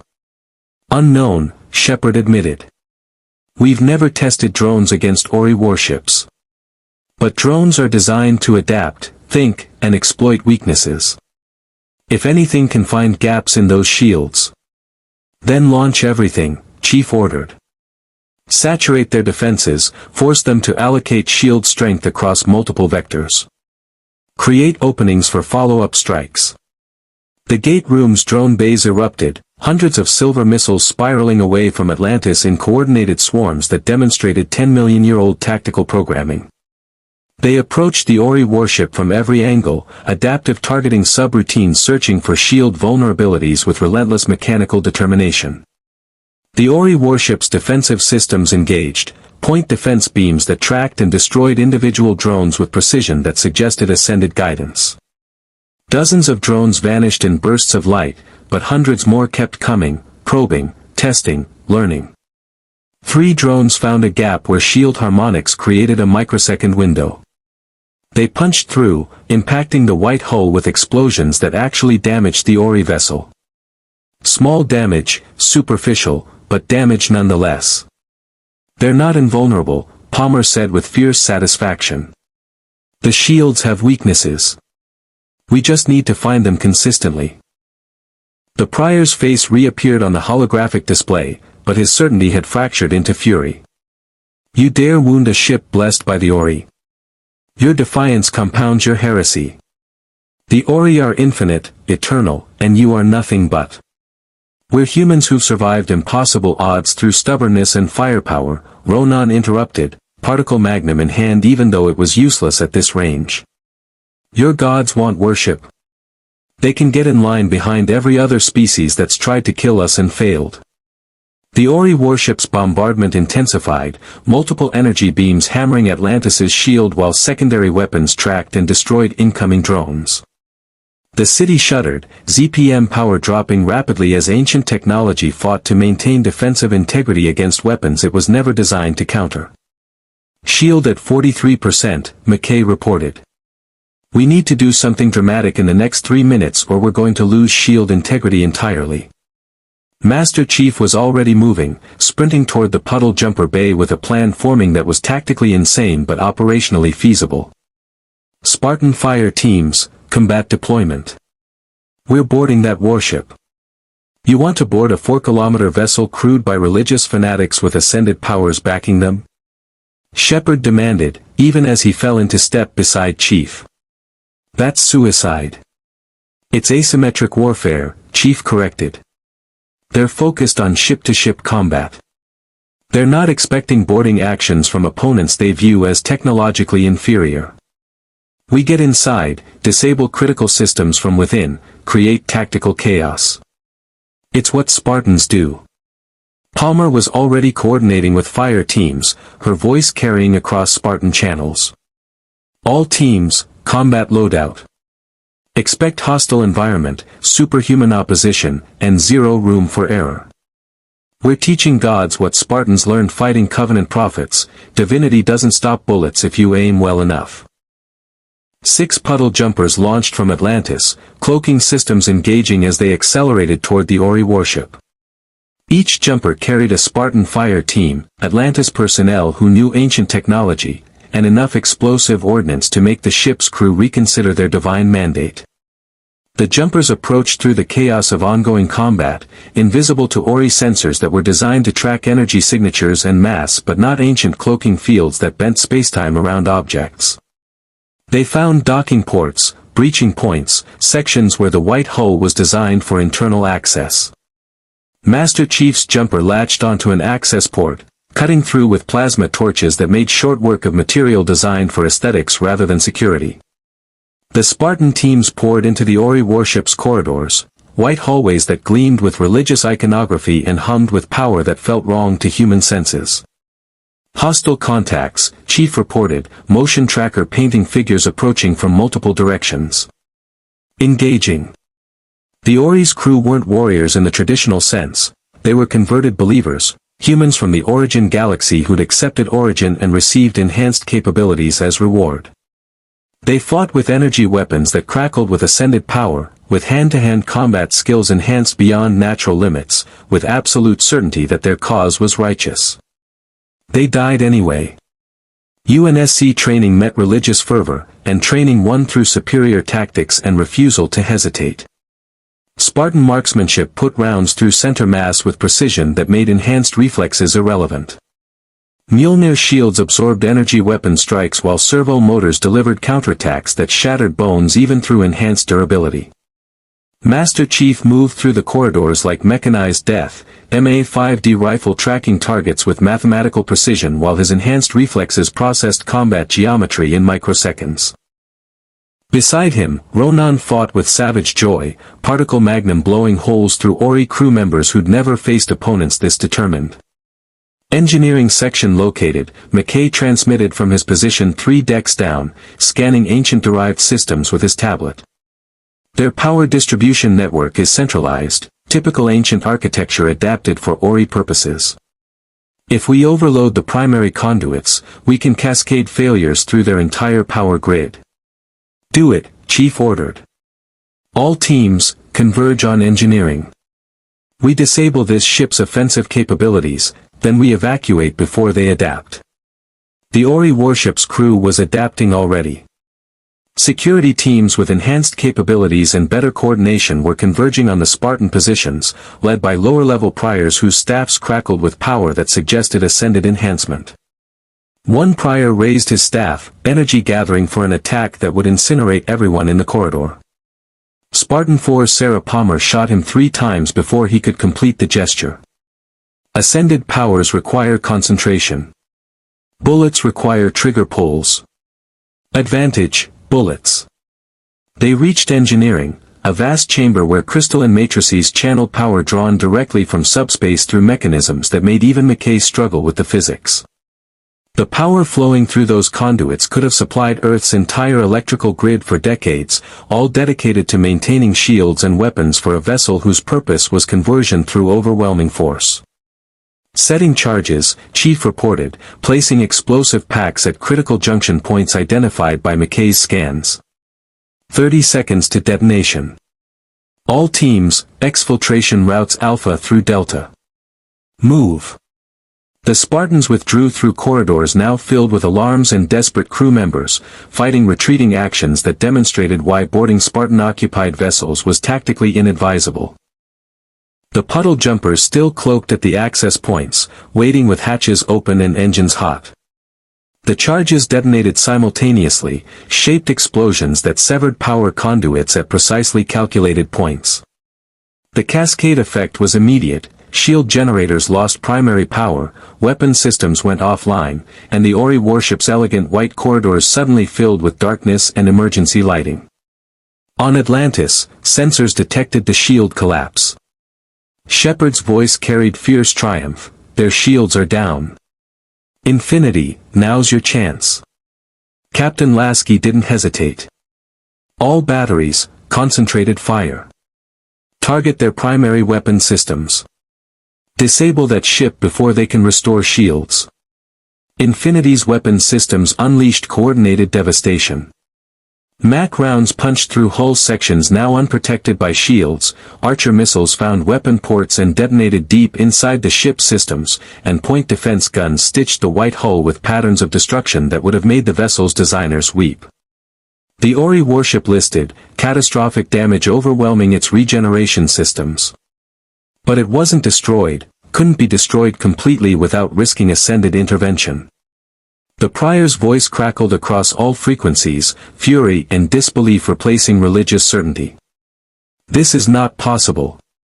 The Ori are supreme. You cannot, this defies, the transmission cut off as the warship's communication systems failed. "They're retreating," Palmer reported from her Puddle Jumper, watching the crippled Ori vessel attempting to generate enough power for hyperspace jump. "Shields are regenerating slowly, but they're prioritizing escape over continued engagement." "Let them go," Lasky ordered. "Let them report back to their crusade that Pegasus isn't an easy conquest. Let every Ori ship know that humanity here doesn't kneel." The Ori warship flickered and vanished into hyperspace, limping back to the supergate carrying the news that would ripple through the Ori crusade. Humans and Pegasus had wounded a ship blessed by ascended beings. The faithful had been defeated. The unbelievers had prevailed through tactics and determination and absolute refusal to accept divine mandate. Master Chief stood in the Puddle Jumper as it returned to Atlantis, watching the space where the Ori warship had been. His armor's combat recorder had documented everything: prior capabilities, Ori crew enhancement levels, ship system vulnerabilities, tactical responses to boarding actions. "First engagement with the Ori," Chief said quietly. "We won. But they'll adapt. They'll come back stronger, smarter, with more ships and better tactics. This was just their opening move. Then we'll be ready," Sheppard replied. "We've got Spartans, ancient technology, UNSC firepower, and sheer bloody-minded determination. The Ori want to convert this galaxy. They're going to learn that Pegasus already has religions. We worship survival, tactical competence, and telling would-be gods to go to hell." On Infinity's bridge, Lasky watched sensor readings showing the Ori warship fleeing toward the supergate. Around him, crew members who just fought ascended beings and one maintained their posts with professional discipline, but he could see the pride in their movements. "Commander Christoph," Lasky said, "update all combat logs. Today we proved that UNSC doctrine works against enemies claiming divine authority. Share the tactical data with Atlantis. Next time the Ori show up, and they will show up, we'll be ready." "Aye, sir." "Permission to add a note to the combat log?" "Granted. Gods bleed when you shoot them correctly. Seems appropriately irreverent for the occasion, sir." Lasky smiled. "Approved. Make it official UNSC doctrine regarding ascended being engagement protocols." 6 months after Infinity's arrival transformed Pegasus from a Wraith feeding ground into a contested warzone, the defensive network spanning 14 worlds hummed with quiet efficiency. Ancient shield emitters powered by Naquata generators protected settlements that had lived in terror for generations. Spartan fire teams rotated through forward operating bases, training local militias and responding to Wraith probes with devastating effectiveness. And in Atlantis's expanded operations center, holographic displays showed a galaxy that was finally, cautiously, learning to hope. Master Chief stood on the city's highest tower as twin suns set over the Lantean Ocean, Mjolnir armor painted gold and crimson in the dying light. His neural interface processed status reports from across Pegasus, Manaria reporting 0 culling attempts in 4 months, the Genii requesting tactical training for their military, Athosian settlements expanding beyond subsistence farming into actual civilization building.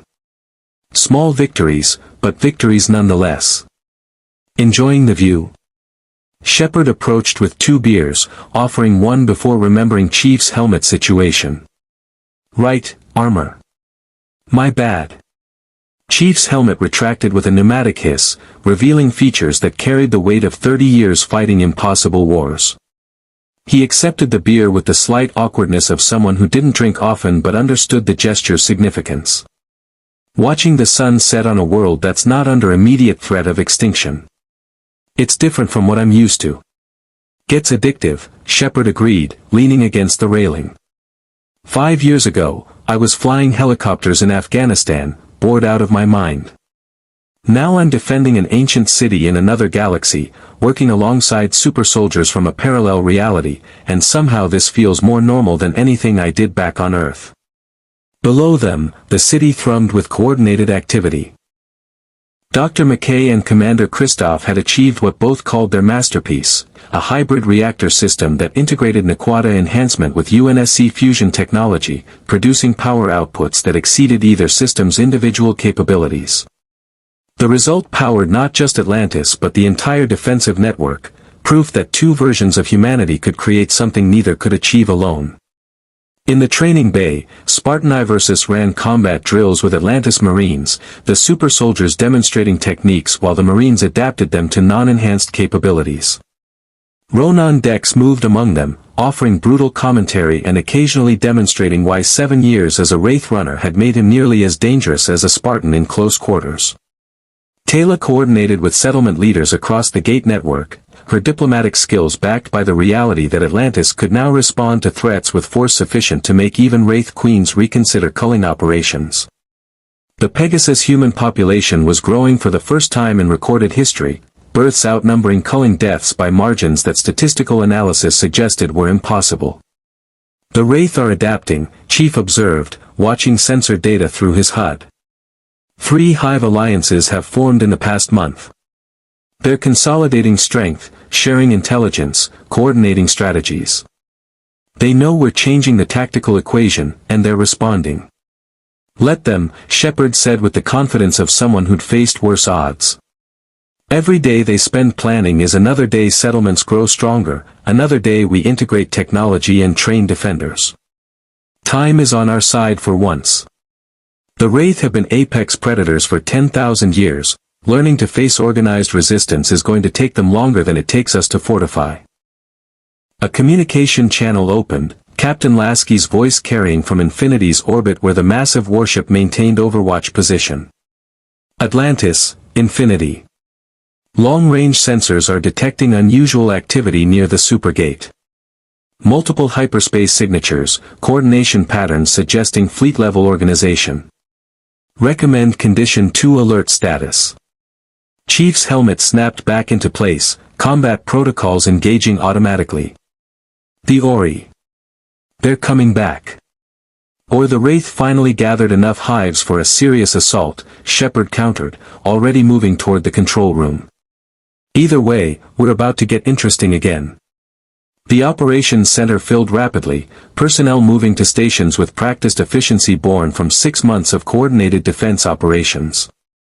The holographic display painted the approaching threat in unforgiving detail, 8 contacts emerging from hyperspace at the Pegasus boundary, energy signatures matching neither Wraith nor Ori patterns. Unknown vessel configuration, McKay reported, fingers dancing across his interface. Hull composition is organic like Wraith, but the energy distribution patterns are completely different. And there's something else, I'm detecting technology signatures that match ancient databases but shouldn't exist. These ships are using knowledge that predates even the ancients' time in Pegasus. Dr. Were stepped to the command position, her expression carrying the diplomatic concern of someone recognizing a scenario with no good outcomes. Could they be remnants of the ancients themselves? Sleeper ships that awakened? Negative, Christoph said from his engineering station, running comparative analyses. The power systems are wrong. Ancient technology has distinctive energy harmonics, these ships are using something older, something that ancient systems flag as dangerous. Whatever's approaching, the ancients feared it. The communication system crackled with a transmission that made every ancient sensor in the city scream warnings. The voice that emerged was multi-layered, harmonics suggesting multiple consciousnesses speaking in unison through translated patterns that human minds could barely process. Humans of Lantia's legacy. We are the returned. We who slept while lesser species played at civilization. We who remember when the ancients were young and foolish. You have awakened us with your warfare, your broadcast power signatures, your presumption that you control this galaxy. That presumption ends now. The transmission cut off, replaced by sensor data showing the 8 vessels accelerating toward Atlantis at velocities that made hyperspace look pedestrian. Whatever technology they used, it treated spacetime as a suggestion rather than a limitation. Battle stations, Lasky ordered, Infinity's weapon systems already coming online. Chief, get your teams ready. We don't know what we're facing, but we face it together. Master Chief coordinated across the Spartan network, enhanced consciousness processing tactical variables at speeds that made even ancient computers look slow. Unknown enemy, unknown capabilities, but known parameters, defend Atlantis, protect civilians, survive through superior tactics and refusal to surrender. All Spartan teams, combat readiness alpha. Unknown hostile contacts inbound. Expect superhuman opposition and technology beyond current threat assessment models. Rules of engagement, protect Atlantis at all costs. Across 14 worlds, defensive networks activated. Shield generators powered up, ancient weapons armed themselves, and populations that had learned to trust in their defenders moved to shelters with the orderly calm of people who'd survived worse by following protocols. But this wasn't Wraith. This wasn't Ori. This was something older, something that had slept through the rise and fall of the ancients themselves, awakened now by the energy signatures of two humanities refusing to die quietly. The 8 vessels entered weapons range, and every sensor painted impossible readings, energy outputs that exceeded anything in the database, shield harmonics that suggested dimensional manipulation beyond ancient achievement, weapons ports that hummed with contained power measured in scales that made planetary destruction look trivial. They're holding position at 10 million kilometers, Palmer reported. Not attacking. Just waiting. The transmission came again, that multi-layered voice carrying absolute certainty. You fight well, children of Terra. Your ancients fought well too, before they learned wisdom and ascended beyond our reach. But your warfare threatens the silence we have maintained. The Wraith are annoying parasites we tolerated. The Ori are ascended fools we ignore. You broadcast power and violence with technology that approaches dangerous thresholds. So you're what? Sheppard demanded. The galaxy's hull monitors. Enforcing noise ordinances on civilizations that get too loud. We are the original dwellers, who claimed this galaxy before the ancients arrived fleeing their civil war. We are the ones who taught the ancients that some knowledge is too dangerous to pursue. We are the returned, and we have awakened to ensure that young species do not repeat mistakes that nearly destroyed reality itself. Master Chief processed the implications with Spartan efficiency. They're not here to conquer. They're here to enforce technological limits. They think we're approaching capabilities that threaten their definition of stability. Then they're about to learn that humanity doesn't accept limits imposed by others, Lasky stated, his voice carrying the steel of someone who'd heard similar warnings from the Covenant, the Created, and every other species that tried to dictate humanity's development. We forge our own path. The return's response carried what might have been amusement. Such certainty. The ancients said the same before they learned. You will learn too, either through wisdom and restraint, or through the painful demonstration that some doors should remain closed. One of the vessels moved forward, and space itself seemed to protest.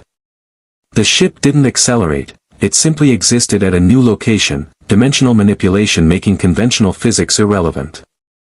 It positioned itself between Infinity and Atlantis, not threatening but definitely making a point. Stand down your weapons, the return commanded. Cease your warfare.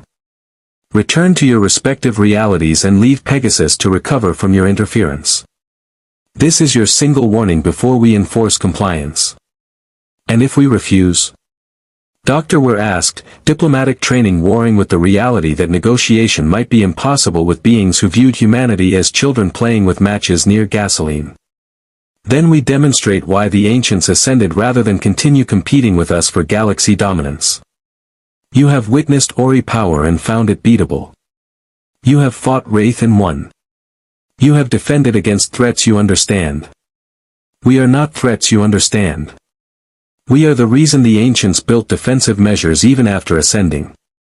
Refuse our warning, and you will learn the difference between fighting opponents and facing inevitability. The transmission ended. The 8 vessels held position, waiting with the patience of species that measured time in geological epochs rather than human lifespans. In Atlantis's operations center, silence fell like a hammer. They'd survived Wraith armadas and wounded Ori warships, but this was something different. This was facing species that predated the ancients, that had taught the galaxy's most advanced civilization the meaning of restraint through methods nobody wanted to imagine. Master Chief looked at the tactical display, at the defensive network they'd built, at the two versions of humanity that had forged alliance through necessity and maintained it through mutual respect. Then he looked at Captain Lasky's image on the holographic link, seeing reflected determination. "Sir," Chief said quietly, "recommend we establish communication protocols with the returned. Learn what their actual concerns are, what thresholds they're enforcing, what compromises might exist between their demands and our mission parameters." "Agreed," Lasky replied. "But Chief, if it comes to fighting, if they force the issue and leave us no options, then we fight," Chief finished. "Spartans don't surrender. Atlantis doesn't kneel. And Infinity doesn't run from threats just because they claim superiority. We've faced extinction before and refused to accept it. Whatever the returned represent, they'll learn the same lesson every other species has learned: humanity survives through stubborn determination and refusal to quit." Dr. Were stepped forward, diplomatic courage carrying her through fear that most sensible people would find paralyzing. "Open a channel to the returned. If they want to talk about restraint and technological limits, let's talk. But they need to understand something fundamental: we're not the ancients. We don't ascend when things get difficult. We adapt, we innovate, and we defend the people who can't defend themselves. If the returned want to enforce limits on that mission, they're going to discover that both versions of humanity are very good at finding creative solutions to impossible problems." The communication channel opened. The returned waited with ancient patience. And in Atlantis, aboard Infinity, and across 14 defended worlds, two humanities prepared to defend principles more fundamental than survival: the right to forge their own destiny, protect those who needed protection, and refuse any authority that demanded submission through threat of force. The war for Pegasus had evolved beyond Wraith and Ori. Now it faced something older, something that claimed authority over galactic development itself. But humanity, both versions, united by necessity and strengthened by alliance, had decided that some things were worth fighting for regardless of odds. The returned had awakened expecting compliance. They were about to discover that humanity's greatest strength had always been the stubborn refusal to accept inevitability. Master Chief stood at his post, Mjolnir armor ready, weapons checked, and tactical mind processing scenarios that all ended with the same fundamental truth: sometimes survival required facing threats you couldn't understand, couldn't predict, and definitely couldn't defeat through conventional methods. So you improvised. You adapted. You trusted your team, believed in your mission, and you kept fighting until impossible became improbable, became achievable. The ancients had ascended when faced with the returned. Humanity had different plans. Humanity would defend Pegasus, protect its people, and prove that young species could learn wisdom without abandoning strength, could embrace restraint without accepting subjugation. Whatever came next, whatever the return brought, whatever impossibilities Pegasus still held in its ancient depths, two humanities would face it together, armed with technology they barely understood, tactics they were still refining, and the absolute certainty that their mission wasn't finished. The galaxy had awakened forces that slept for millions of years. Those forces would now learn what the Wraith and Ori had discovered. That humanity, when pushed to the wall and given no options except surrender or extinction, had always chosen a third option. They chose to fight. They chose to survive. And they chose to win through any means necessary. The siege of Atlantis had ended. The defense of Pegasus continued. And somewhere in the operational logs of both UNSC Infinity and the ancient city of Atlantis, a single word appeared in mission status reports, written by commanders who understood that some wars lasted years and some lasted generations. Ongoing. The stars wheeled overhead. Ancient technology hummed with patient power. UNSC Marines and Spartan supersoldiers stood watch beside Atlantis personnel who'd learned to trust in allies they never expected. And across Pegasus Galaxy, human settlements that had lived in terror for 10,000 years slept peacefully, defended by two versions of humanity that refused to let ancient nightmares return. The returned waited for humanity's answer. The Wraith plotted revenge from the shadows. The Ori planned their next crusade. And somewhere in the spaces between realities, the dimensional barriers that had brought infinity to Pegasus still fluctuated with energies that suggested the story wasn't over, merely paused, waiting for the next chapter. Master Chief removed his helmet one final time, looking at the stars that weren't his but had become worth defending anyway. Beside him, Sheppard raised his beer in silent toast to impossible victories and alliances that shouldn't work but did. "Think we can actually win this?" Sheppard asked quietly. Chief considered the question with the brutal honesty that defined Spartans. "Don't know. But we'll find out together." Indeed. The word hung in the air, borrowed from TLC, adopted by both communities, representing simple truth about warriors who'd fought impossible odds and refused to surrender. Not a guarantee of victory. Just acknowledgement that the fight continued, the mission endured, and humanity, both versions, would face whatever came next with the same stubborn determination that had carried them through 30 years of extinction wars and 5 years of Wraith sieges. Indeed. More stories awaited. More battles loomed. More impossible odds would test the alliance between two versions of humanity that had decided Pegasus was worth defending. But tonight, Atlantis stood strong. Infinity maintained watch. And across 14 worlds, people slept peacefully for perhaps the first time in 10,000 years. That was victory enough. For now. The alliance between UNSC Infinity and Atlantis Expedition rewrote Pegasus Galaxy's strategic landscape in ways even the ancients hadn't anticipated. Two versions of humanity, one inheriting ancient legacies, one forging strength through desperate survival, created something neither could have achieved alone. The defensive network spanning 14 worlds proved that coordinated resistance could challenge even ancient predators. The wounded Ori warship fleeing back through the Supergate sent messages that rippled through the crusade. And the Return's awakening demonstrated that Pegasus still held mysteries older and more dangerous than anyone had imagined. Master Chief and the Spartan contingent found purpose in a galaxy 3 million light-years from home, defending people who needed defenders and proving that UNSC doctrine worked regardless of reality.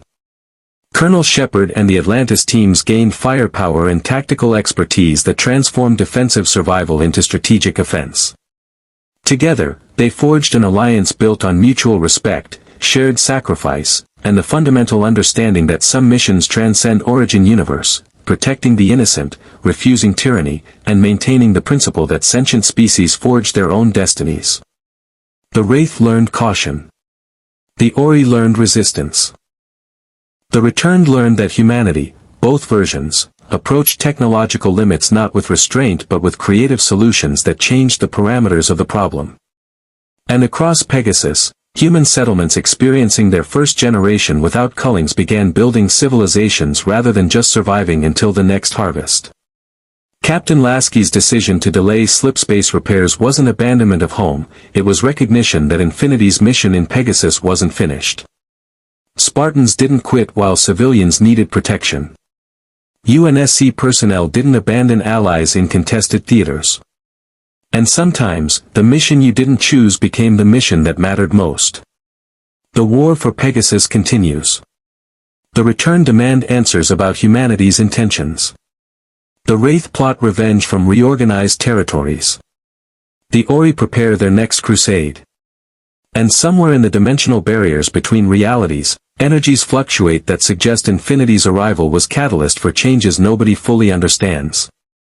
But Atlantis stands strong, defended by ancient technology and UNSC firepower. Infinity maintains Overwatch, its crew committed to a galaxy they've adopted. And Master Chief stands ready, Mjolnir armor gleaming in Lantean sunlight, prepared to face whatever threats emerge from Pegasus's ancient depths. Two humanities, united by necessity and forged by impossible odds, have decided that this galaxy is worth defending. The Returned may demand restraint. The enemies may claim inevitability. But humanity, both versions, has learned through millennia of warfare that survival belongs to those who refuse to accept defeat, adapt to impossible circumstances, and maintain absolute certainty that the mission continues regardless of odds. Indeed. More stories await in the Pegasus Galaxy, where Spartans walk ancient halls and puddle jumpers carry UNSC Marines through hyperspace. Where defensive networks protect settlements that once lived in terror. Where two versions of Earth's children prove that humanity's greatest strength was never technology or firepower, it was the stubborn refusal to let ancient nightmares dictate the future. The siege has ended. The defense endures. And the stars over Atlantis shine on warriors who've learned that home isn't always where you start, sometimes it's where you're needed most. Indeed. More stories await.